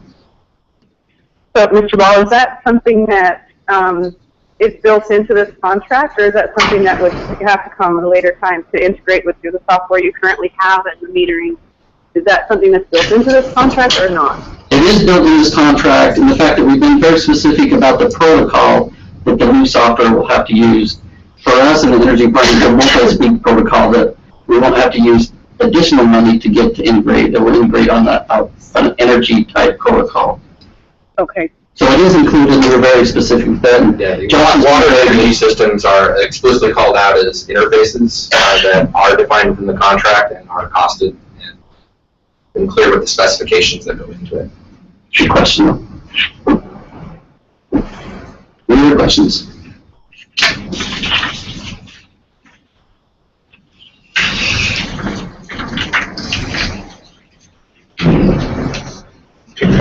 I was asked to take just a couple of minutes and talk about the Provo 360 system as it relates to public works, and a lot of the items that have been talked about regarding development review and some of the items in community development and also some of the billing systems, they've already been covered. But one of the things that I found in public works is we have a lot of analysis that goes on using a lot of data from different software. Jimmy McKnight sitting in the back here, and he's one that you've seen present or gather information for a lot of presentations that we do in public works.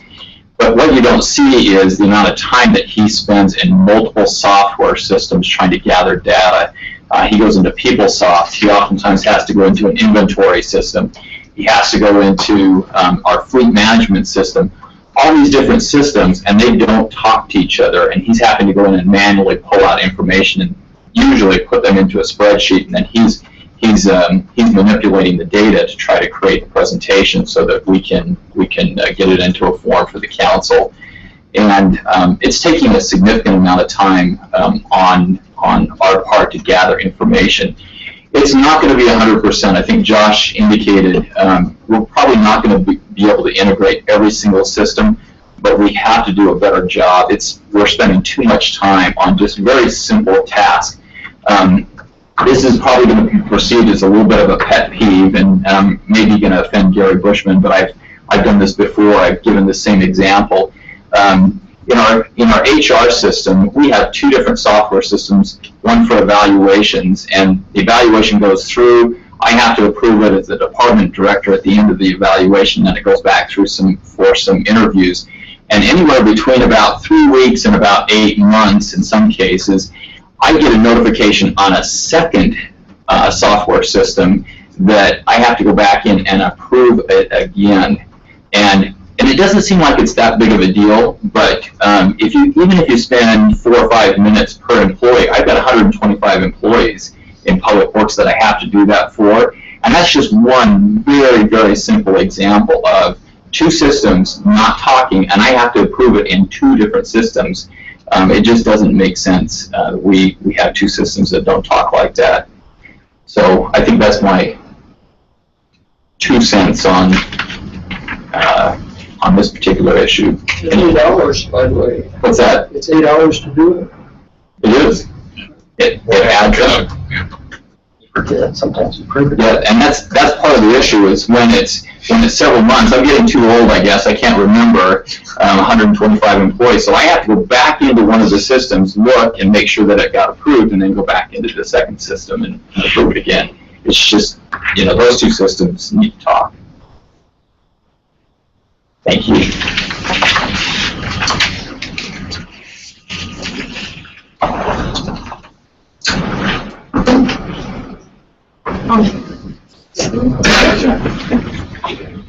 First, I want to say thank you to Josh and the legal team, Robert and Brian and Dan Follett. Those men sat there in that contract. I sat there with them most of the time, but I could not believe the grueling process that they had to go through just to get through the details of the contract. And so thank you very much for your brilliance and what you guys did, because it's kind of boring to me and some of the others that were sitting there. So anyway, and then you heard the rest of the department head talk about their individual department issues. Customer service gets to hear them all, because the citizens are the ones that make the complaints into our office, and we try to be the hub of the city and try to support every department that did speak today. And so we try to be sensitive to every department and their software solutions, yet we know the issues that they have. Because we are experiencing it as well in our customer service software, our CIS billing software. And like many of them mentioned, they mentioned all the issues that we're currently having with lack of integration. But one thing I did mention in one of my future comments here is that I always dream big and I look forward, and I look for other cities to be like someone that does really good ideas. And one is to work from home. Because when we start to grow our operation, we don't have room in this building for a lot of staffing. So one of those technology features that I'm looking forward to is to be able to place people at home, work them from home, be able to monitor them, and have integrated systems that I can trust that we can manage them from a home-based system. A little bit of history here I wanted to share with you. Been with the city for 27 years. In 1999, we had a green screen kind of CIS system that we did a full conversion to a nice new GUI kind of system. The challenges I had at the time, I had to teach people to run a mouse. That was 1999. So it's been that long where I was more concerned about teaching them how to run an application that you had to use a mouse versus what I have to deal with upcoming in this new project. In 2003, we upgraded the system. It was another major 12, 14-month project. I managed them all 3 of these. We also did an upgrade in 2008, and that was our last upgrade that we've done on the CIS system. This current system that we're on right now has limited use, as Travis and those have mentioned to you. We are the developers of our software right now. They're not developing any longer, so it is what it is. And I could stay on it for the rest of my career here without any enhancements on this product, because the developers are pretty much done with it, wash their hands of the software. So if we need to stay up with the current technology, we need to start to move in a direction that we can offer additional services to our citizens. And that's one complaint we hear oftentimes is the portals out there. Our web portals are very limited in the services that we provide. And again, someone mentioned that you're having to log into various systems to get various information. The idea that our citizens are looking for is, let me provide my information one time to you, and then let me get into the system and gather the information that I need. So those are kind of the things that we experienced some customer service, but I'm excited so that we can provide additional services to the citizens as well as increased quality of service. And in 2012, you all know we moved over from the energy department to City Hall to become a centralized call center. And so here we are again. We've plateaued a little bit. We've come and done as much as we can to put this system together and the services together. Now we need to take a step further in our technology. Any questions on the customer service side at all? This is kind of this is our timeline as to where we are in the project, where we've been in the project, and where we are today. In January 2013, that's when the project launched. In June 2013, the $375,000 was appropriated, just kind of a bookmark for the project. It's still there, it exists today, it's still in the budget, just going to be added to as we get the other funds appropriated. In August 2013, we released an RFQ. In October 2013, we reviewed the RFQ responses. And in March 2014, the initial vendor reviews were completed. And in June 2014, we completed the initial RFQ process. In August of 2014, we engaged with a consulting firm called AAC, who is a utility consultant expert who helped us through this process. It too was a grueling process. Went for several months of just going through all of our requirements, all the needs of our departments. And then in December 2014, we released the RFP, the official RFP. And in between here, it's not noted in here, but in between the RFP release and after we released our RFP and it closed, we had selected 3 vendors for demos. And we sat through demos for 3 different vendors as they walked through a very tight process. All their demos were scripted demos, so what one vendor had to show, the other vendor had to show. It wasn't a free-for-all demo. They had to, show us and demonstrate everything exactly the same in all 3 of those vendors. In March 2015, the council was updated, and then August 2015 is when we selected the lead vendor, and they performed further detailed drill downs, and then today is where we are with the negotiation of the contracts. Is where we are right now. So that gives you kind of the timeline of where we've been and where we are today. And anybody have any questions? We're going. Oh, am I doing this one? Oh, sorry. That's okay. This was our selection, our vendor selection process. So these are just some of the names. You might recognize a lot of the names that are pretty popular, but they all competed against each other, and so the vendor of selection today is the Kayenta vendor in between there, which is the only one that really had I shouldn't say the only one, there were a couple of them that had a integrated solution for us, but Kayenta was the best of the breed for us. It wasn't the best of the best, but it works for us. So we had over 9,000 functional requirements. And of the vendors, Kayenta had roughly 96% functional match on the initial response. So they had the highest percent match, and the pricing was in line with some of the other vendors that did not meet even that level. And as a look at the due diligence too, you can just look at the back. That's a cart of due diligence the team put together as part of this project.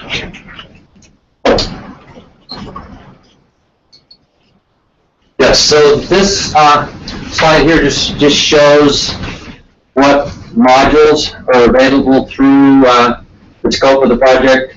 We have finance, human resources, payroll, purchasing and budgeting, and then also in customer service, which includes utility billing, rates management, and citywide cashiering, and then our work order management, which deals with our inventory and keeping track of our different items that we utilize in the field and our workflows, and then of course community development, which includes permitting, planning, code enforcement, licensing, and then our cemetery module, which also tracks our burial records. And so all these systems will be on the same platform, communicating and talking with each other.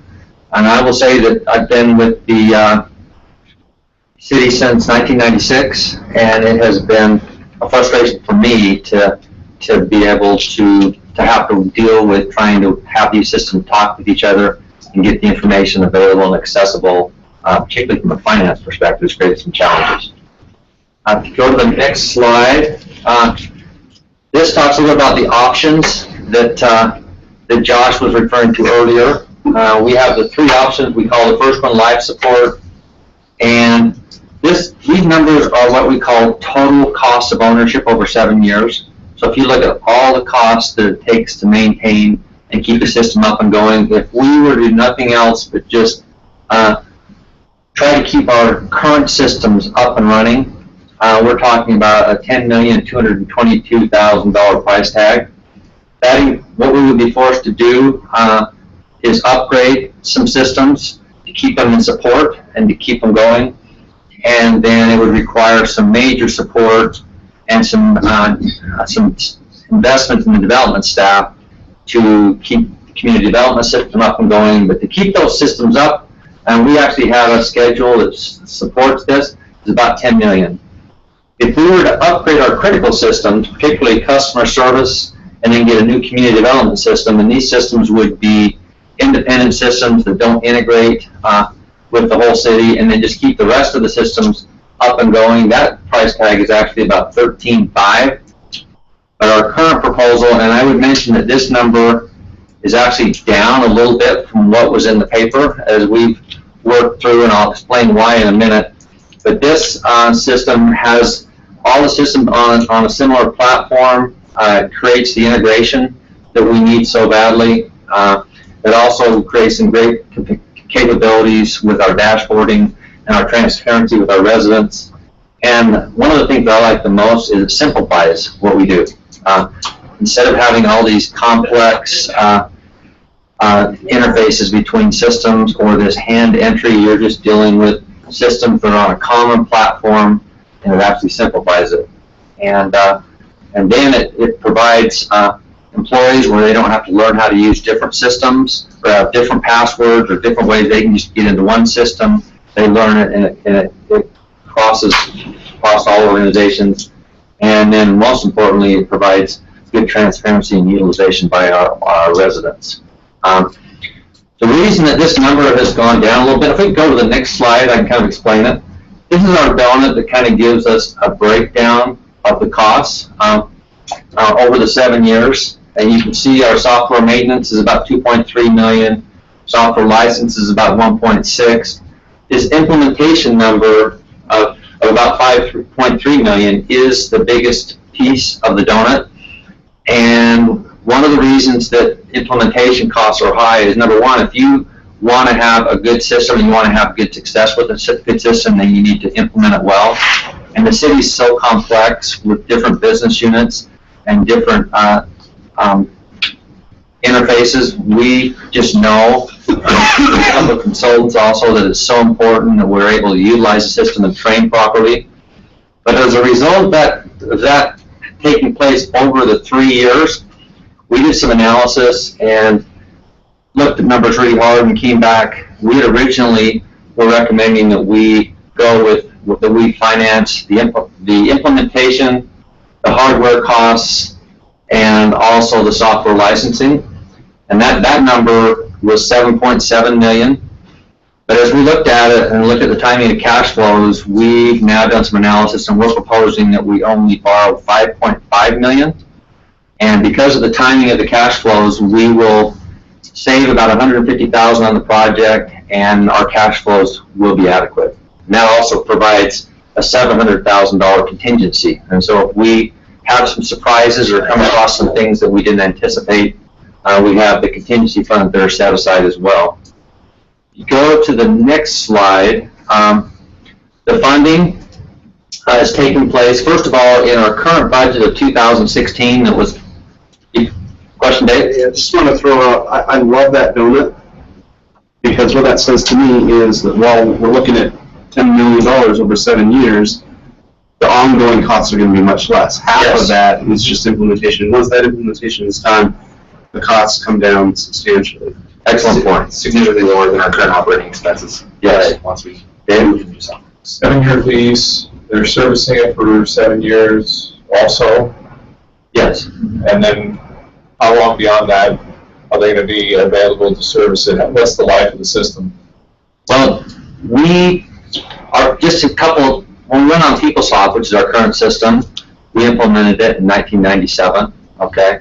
So we've been almost 20 years. I don't know if you ever should go into a system and just plan on getting 20 years out of it, but if you pick the right course to get on, okay, and they are forward thinking and you stay current on their product, it's not, it definitely could go that long. Our plan is, and we hope that this will be a long-term solution, and so once we get past the 7 years, then we would just be responsible for our annual maintenance costs, and then any costs that we wanted to incur to go through upgrades or anything like that. But our plan is to stay current on the new system, and so we would mainly just have maintenance beyond that. Now, does anyone else in Utah use this system, any other cities? They don't. And I'll just mention a couple things about this system.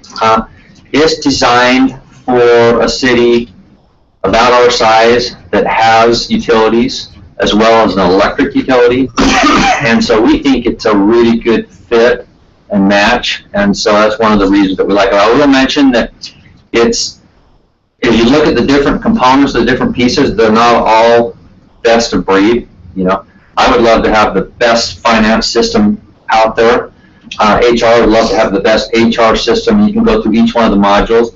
And so they're not all best, but when you put them all together and you look at the integration, they'll do what we need. They'll provide the transparency and the dashboard reporting to the residents. The data will be accessible. And so all that together creates some real momentum that we're excited about.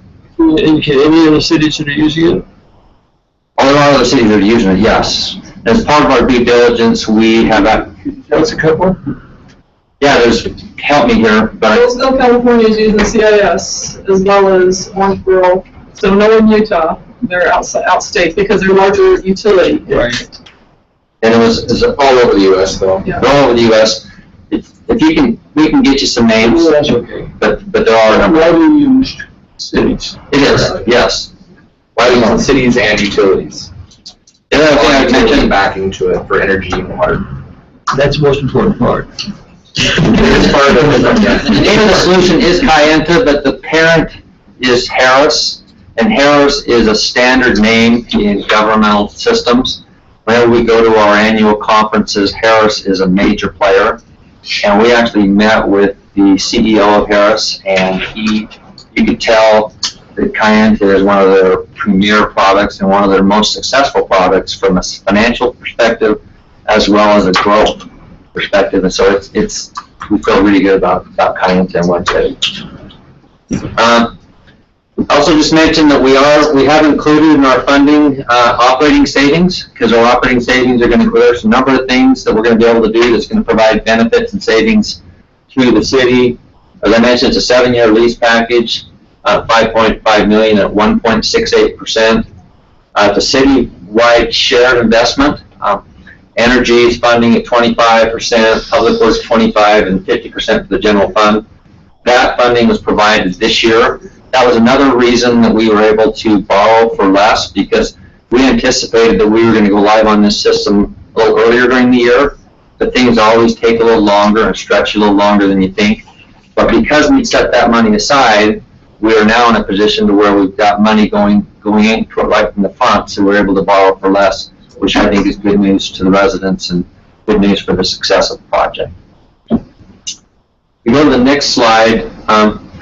This just talks a little bit about what we're looking for today is a resolution to authorize the mayor to sign the agreements. And our plan is to provide ongoing council engagement. We would love, as we start the implementation project, depending on the council approving this, that we would provide them a quarterly update on the status of the project. We also have our Provo Insider, which is the Provo City intranet site, and we will keep current updates on there.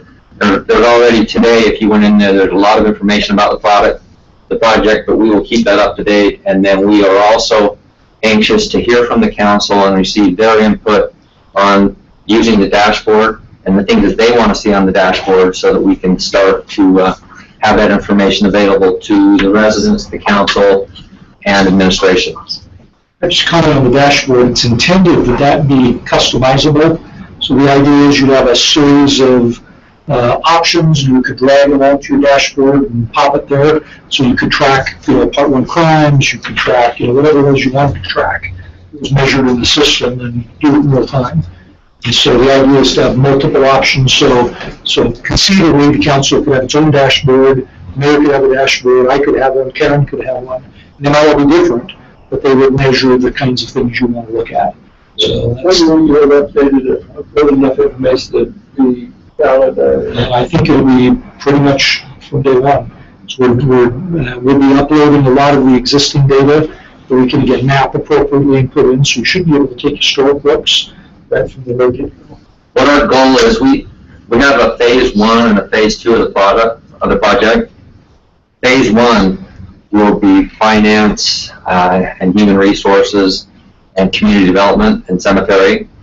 And as part of phase 1, which is expected to be completed in 18 months, is to have some dashboarding and some information that will be pushed to users. And then as we bring on phase 2, which will be work order management and customer service, when that part's done, we hope to have a full dashboard that's out and available for the users. But it's going to have to kind of be a little bit of a phased approach, but it's a big, big priority, and we've included those as part of our numbers, and we'll be looking for input from the council on the information that they're interested in. The next slide just talks a little about the contracts. There are a number of different schedules, but it's comprised primarily of 4 different documents. The first is the license agreement, which deals specifically with licensing and the right to use the software. The next is the service agreement, which deals with primarily the implementation, the scope of work, and the cost related to the implementation. And then the third is the support agreement, which deals with the ongoing support of the product and how that falls. And then the lease documents is the project funding. I would mention that we have Eric Hunter, who's the city's outside legal counsel on the lease documents. He's here and will also be here tonight if there's any questions specifically related to the lease. I would also mention that both Robert West and Brian Jones have been through the lease documents. They've been through all the documents, but the lease documents as well, and are happy to field any questions related to those. Josh has been our resident expert. We've had a number of people, a big team that's went through all these documents, particularly the first 3. But Josh has been kind of the leader through that, and he's here and can answer any questions relating to those documents. So I think we go to, is there one more slide? Yeah, it's about the, John hit a lot of the different contracts that are there. They're pretty typical of this type of a project. Just so you guys have an idea, if you look in the back of the room, I went ahead and carted up just a copy of all of the materials that got us to the point where we have the contract. So I want to say thanks to the whole team that worked on this through the last couple of years, getting it to this point where we can present something to you that actually can be meaningful and can be acted upon, and then drive us to the next step where we start engaging all the teams across the entire city. This includes the council team members, this includes Public Works, includes everyone across the city as we really go and define the implementation piece. This is going to be an impact. So once we do this contract sign, we're looking at a 3-year push. This is not going to be easy. We're all ready for it, and our order label change management components are in place or getting into place very, very quickly. Finance, HR is first to go. Community development and cemetery are going right alongside that. At the end of that first 18 months, we're going to have a go live. And at that go live, we have partial e-government and business intelligence going. You read business intelligence, that's your dashboarding. So I would anticipate parts of the dashboarding are available, but it's not going to be fully complete until the CIS and work management is done at the end of the year 3. So that's an additional 18 months after that component. So there'll be those 2 go lives. Where does that year 1 start? Well, it's based on when we get the contract signed. So depending on how you guys feel about this and how we get our financing together, that date can start as early as this next week. So are there any questions on the timeline? before we advance to just general questions. Yes? Maybe it is just a general comment. I'm hoping maybe with such a sleek software system, next time, that would be all digital instead of that. It's digital, and it's just for we print it off. Well, actually, a lot of that's the RFP responses that were sent in paper format. But yes, it's pretty hard to look at that much material digitally. My eyes, even though I'm on IT, I look at the screen too long. Wow. But I just think seeing the files online doesn't give it credit to the amount of work that this team did. So I brought up the RFPs that everyone had to read and review. I brought up copies of our responses or our original RFP. I brought up copies of the RFQ components. I brought up, actually the top two are just the contract alone with all the supporting materials where we're asking the vendor to go line by line, check by check our functional requirement. When we say it needs to do this type of utility billing, there's a box for that. If we say it has to have a good user interface, there's boxes for that. Where they're going to have to go line by line and prove, and until they prove that they've delivered, we have a structure where there's milestone payments. So we're not releasing funds to the vendor until they've achieved and delivered upon the requirement. Okay? Yeah. May I make a comment before we have questions? And I'm going to stand up, partly because my legs are killing me, and partly because I want to emphasize a couple of things. Wayne and I like to joke a little bit about the best word processing package. I'm a word guy, he's a word perfect guy. And I converted, but reluctant. Yes.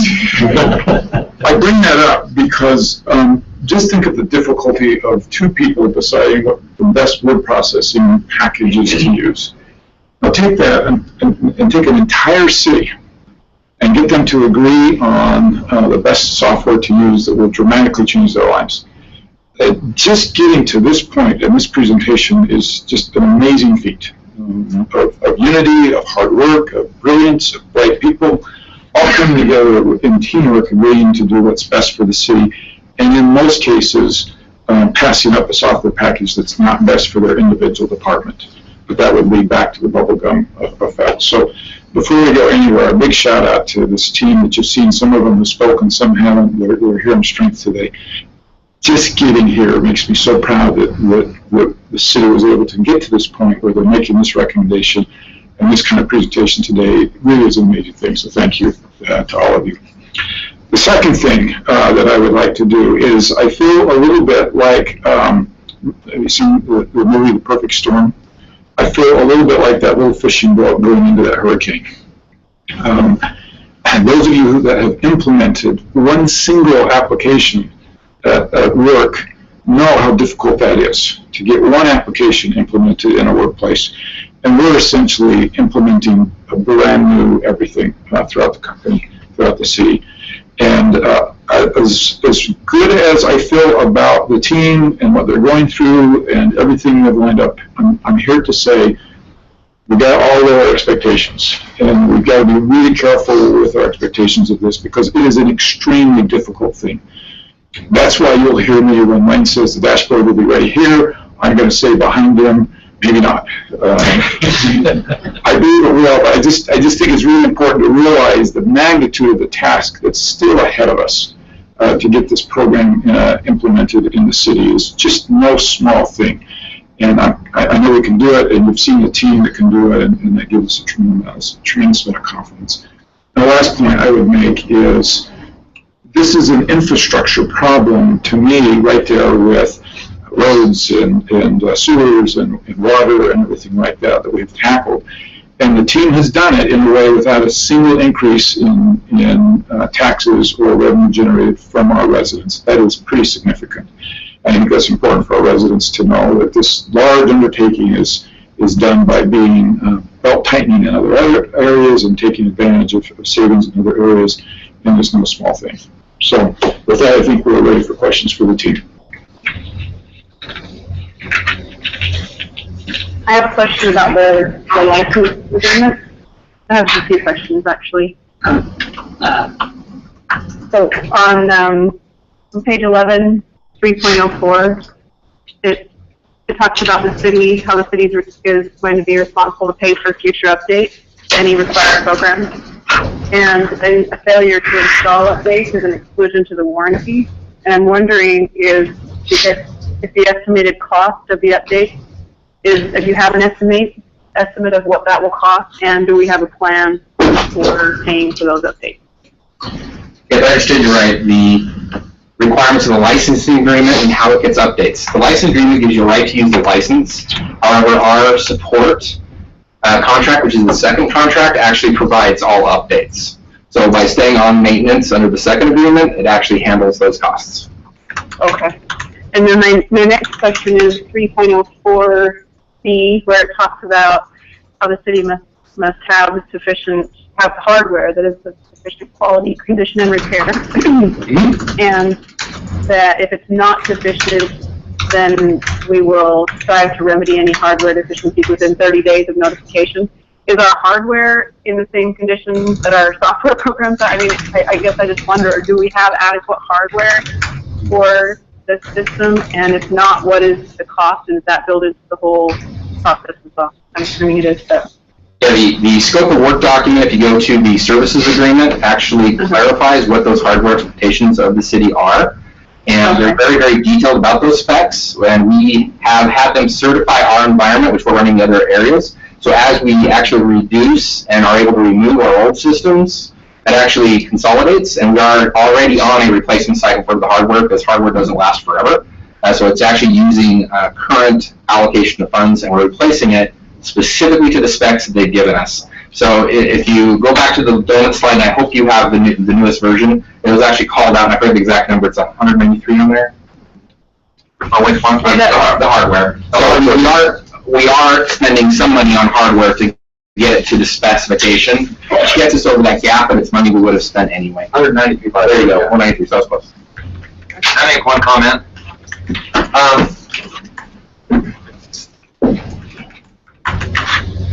One comment that I would make is that we do have included in the cost of the product and the license agreement is for updates, but they do have periodic times when they may have what's called a major upgrade, and sometimes they may even select a little bit different technology, or there may be some things involved with what's considered to be a major upgrade, and we do not have costs included in the model for a major upgrade. We think that the technology that we're going with is that upgrades will be not near as disruptive and as costly as what we experienced on external systems. But I would just mention that there is an outside possibility that in 3 years they could come out with a major upgrade, and we may have some costs that we would need to come back or include in the budget. So just want to make sure that we're clear that if it is a major upgrade, there could be some other costs that would be incurred. Like John said, typically those upgrades are also something that everyone would be asking for. So if there's some new rate requirement that requires us to do an upgrade, and it has to be a major upgrade, we're entitled to the software licensing. It's based on the maintaining a support agreement. It's just the services to implement it where we might need professional assistance to do that work. It's always an impact to the teams to do those type of significant upgrades. And with that 15, so I know there's built into like a 15-minute consultation or a 30-minute consultation. If that scope or that time frame, then would that be still can be considered free, or is that something that would be considered billable regardless of the time that it took to the instructor to help you? I'm sorry, I didn't fully catch your statements. Could you say it a different? I know that there is built into the contract, if it takes 15 minutes to help you with a problem, that it's not billable, or if it takes 30 minutes, I can't remember, there were two different parts of the contract. Yes. I've read all of them, but I don't know which one. So if this is a major upgrade, but it takes, the various departments less than 15 minutes or 30 minutes, does that mean it's still free, or is it billable, or would they be able to bill you regardless, just to get it put in? Yes, so you're referring to the support agreement, and in the support agreement there is a specification that allows for even like training. So we can call their support teams, and they'll provide even our teams training on that area. They just have a threshold that if they're going to spend more than 15 minutes on those type of activities, that becomes a service they would generally want to bill for because it's outside their standard support. Now, if we're on the line for more than 15 minutes on a critical issue where there's a failure in the software or a bug, there is no time limit to the repair of that. They will be on the line as long as they need to. So it's only once a threshold of things like training do they have that 15-minute limit. Now, if it's a services where we're asking them to do work that would typically be the IT staff of Provo, so the patch comes out, the anticipation is that our team would be doing those patches with the instructions that are provided, which are pretty typical for these type of products.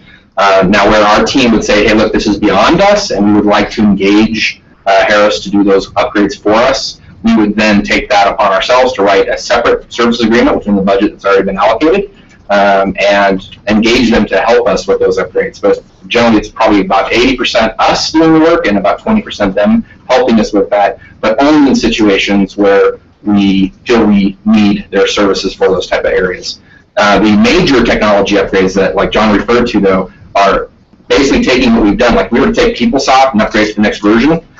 There's a major upgrade and it requires professional services. It's just not as significant as going from a totally different technology to a different technology, because now your data maps and everything else. We would anticipate that a vendor going from version 7 to version 8 already has everything mapped. They already know what it is. It's just our team is now knowing what is now different. One great example in the inventory, since inventory is pretty common across all areas, there's an inventory system that did units of measure of each. Let's say they come up with a new inventory module that also does different units of measure, like in inches or other measurements. We have to figure out what that conversion is. So if you try to convert, 1 inch or 1 each to inches and you screw that up, it's going to be a problem. So you typically have some of that type of work that happens as a specific function changes from, let's say, version 8 to a version 9 or 9 to 10. Does that answer the question, or did I go too far or too little? No, that answers the question. Basically, I just want to know if there are any unforeseen costs with support that are not built in, or that we, down the road. I know we have some safeties, built in with that 15-minute, being able to call and ask questions, but are there going to be mandatory upgrades that are going to cost a lot of money? And I guess the short answer is yes. But for smaller things, those things can be managed without a lot of extra expense, what I'm getting. Is that correct or no? Yeah, I just maybe put it in comparison to what our existing contracts are. Our existing contracts is they won't even answer a question about training. If it's training, they'll just say, I'm sorry, we don't take care of you for training purposes, and they will basically hang up the phone. Or they try to get you to give them their credit card, and they charge you time and materials at their current rates. So the contracts that Harris has given us at this point are very much more of a, I shouldn't say partnership, so legal, please don't hate me for this, but that seems to be the attitude. They really want to see this succeed with Provo. We will likely be one of their star areas, and this is Provo. We are very technically savvy, and they would really love to have us, and they like our vision, and they're really going to put a lot into this to kind of deliver on that vision. They even delivered a wireframe about a week ago, which was showing some of their e-government concepts for like employees and some of the stuff they're thinking about for the future. It's pretty impressive, and I think you guys will really enjoy what they're looking to do, and likely put them as one of the leading products on the market for this type of utility in the space. I think I answered the question. Yeah. But what other questions?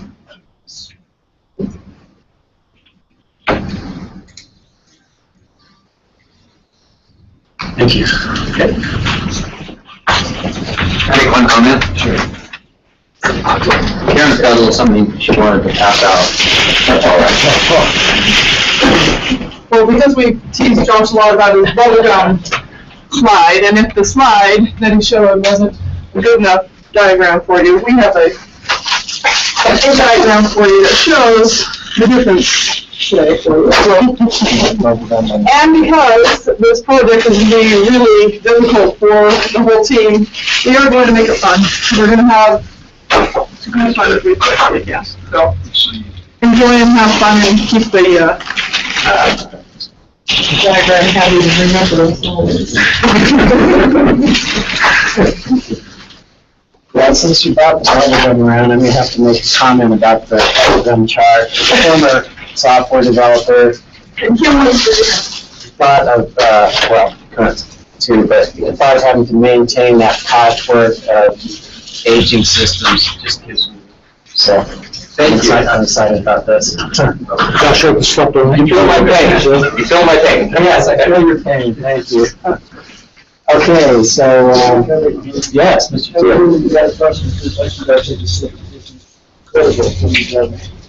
Chair. I think you minimize the effort.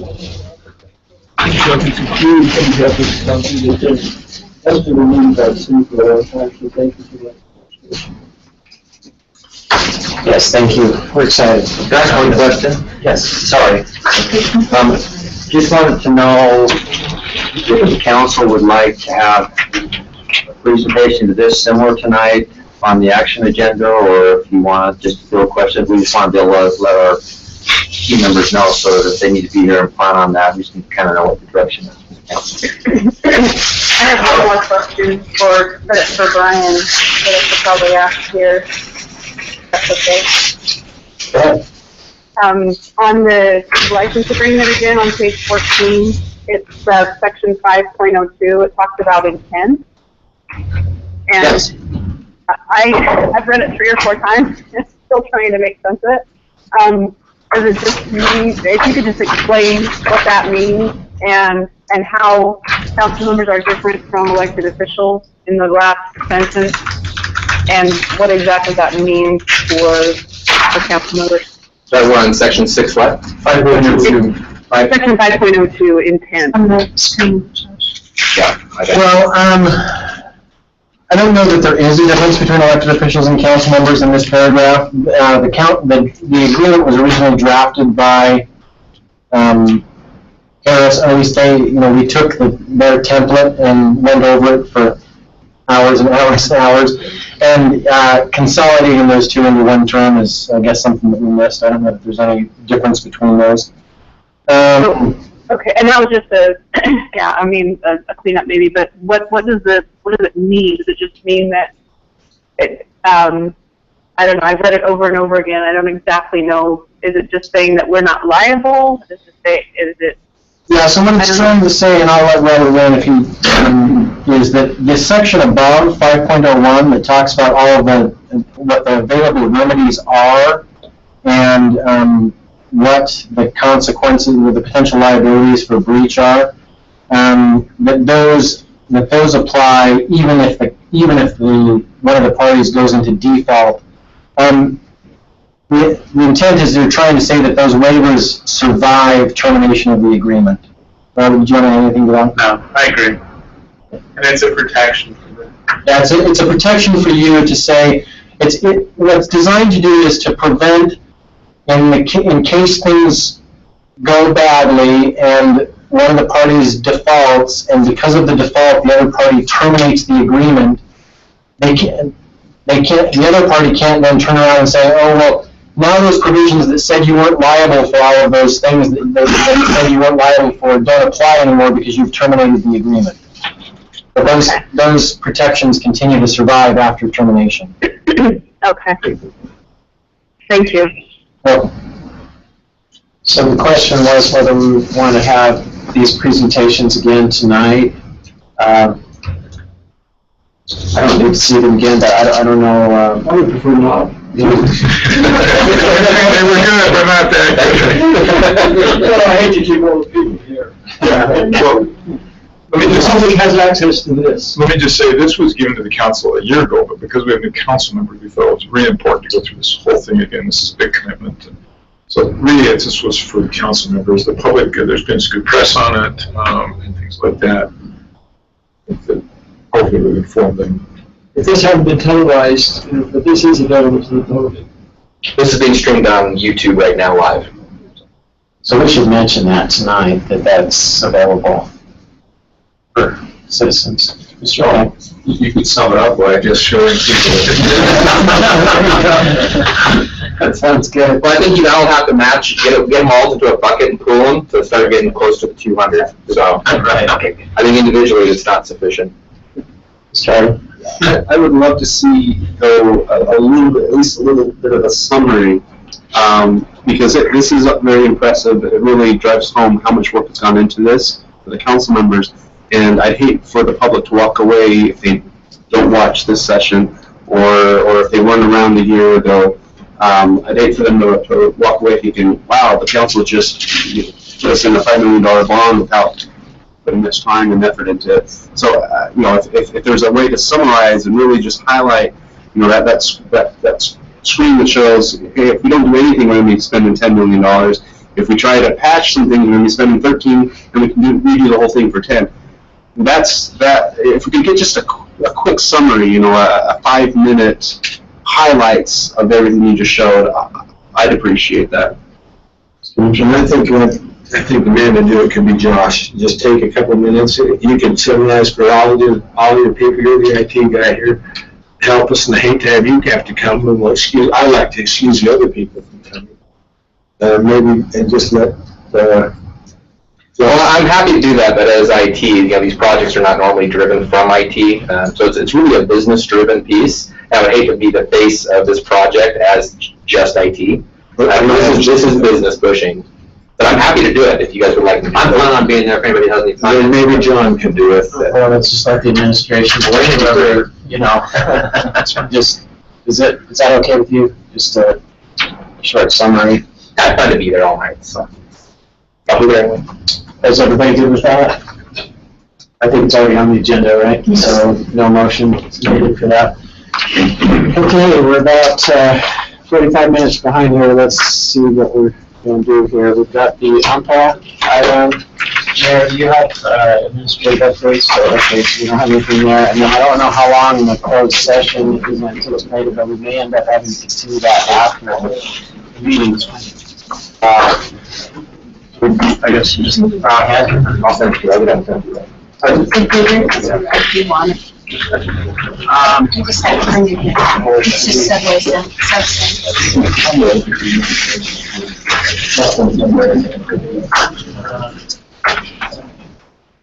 Okay, let's do the UMPA item as quickly as we can, and then we'll adjourn for the closed session and dinner. I just told him 5 minutes. That's perfect. That's all I have in anyway. So let me do it very quickly. We are in the process of, we've gone out with an RFP for the new generators.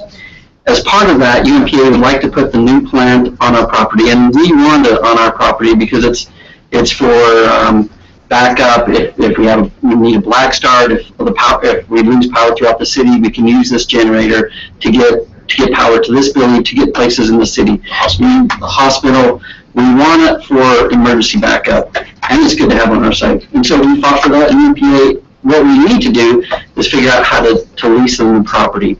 Now, we are 65% of UMPA, so whatever we decide we're going to charge, we pay 65% of that. But right now, we have our property manager, Tara's looking at a fair cost for that, and Brian's working on putting the lease agreement together. What we need to do is get this lease signed before we award the contract for the generator, so they know that they have a place to put this. That's kind of the emergency portion of this. It's going to the UMPA board at the end of this month, and so they're going to award it, get the contracts going, but before we sign the contract, we thought we better get a lease agreement with the city, so we allow them to put it on our property. And where that is, just to give you your bearing, north is this way. This is the new building that's being constructed right now on Freedom and 8 North. This is just on the south end. The power plant right now sits about right here. So where the new power plant will sit just a little bit east of the old power plant. That's kind of the two-minute version. Can I add, I think there are competing cities who would have liked this, that would have given the land to get the power plant there. Just a point of clarification. So we currently have a power plant there that's owned and operated by UMPA? We own the power plant. They operate it. They pay for the building right now. We have a lease agreement with them right now. So, and this will this change, or will there not be no change in that relationship? There will be a change in the relationship. In fact, we will not own the power plant per se. We'll lease them the property the power plant sits on. But not the building. Right. That will be a UMPA project. It's just the property that we want to lease to them. So are we doing it tonight? No. It's, yes, we can just, I think we're asking for it to be on the March 1st meeting. Right. We just wanted to bring it up so you kind of understand what's going on. We're still working on the lease agreement. Brian's working on that. Not trying to get the property back. Can we put it on the March 1st agenda? We have a motion to put this on the March 1st agenda. Is there a second? Motion by Mr. Stewart, second by Mr. Van Buren. Is there any discussion? mentioned that we pay 65%, but we're not growing as fast as some of our other neighboring cities that are involved, and so that amount could possibly go down a little bit. So we need to make sure that we're balancing, having it here. We don't want to be uploaded either. Get the group. Any other discussion? Call for a vote. All in favor? Aye. Motion carries unanimously. Thank you. And the mayor has indicated that there are no administrative updates. So the last item, I believe there has been a request for a closed session. There has been a request for a closed session from administration. Spoken with them about it, and it does fall under one of the permissible categories. Doing litigation strategy sessions for real property or conflict and character of an individual, so it would be appropriate to, at this time, to move to close the meeting and then move the meeting down into the other conference room. So moved. The motion by Mr. Stewart to close the meeting and move to the conference room. Is there a second? Second, all in favor? Aye. Motion carries unanimously. Thank you. We can get Kim down the other room. Right.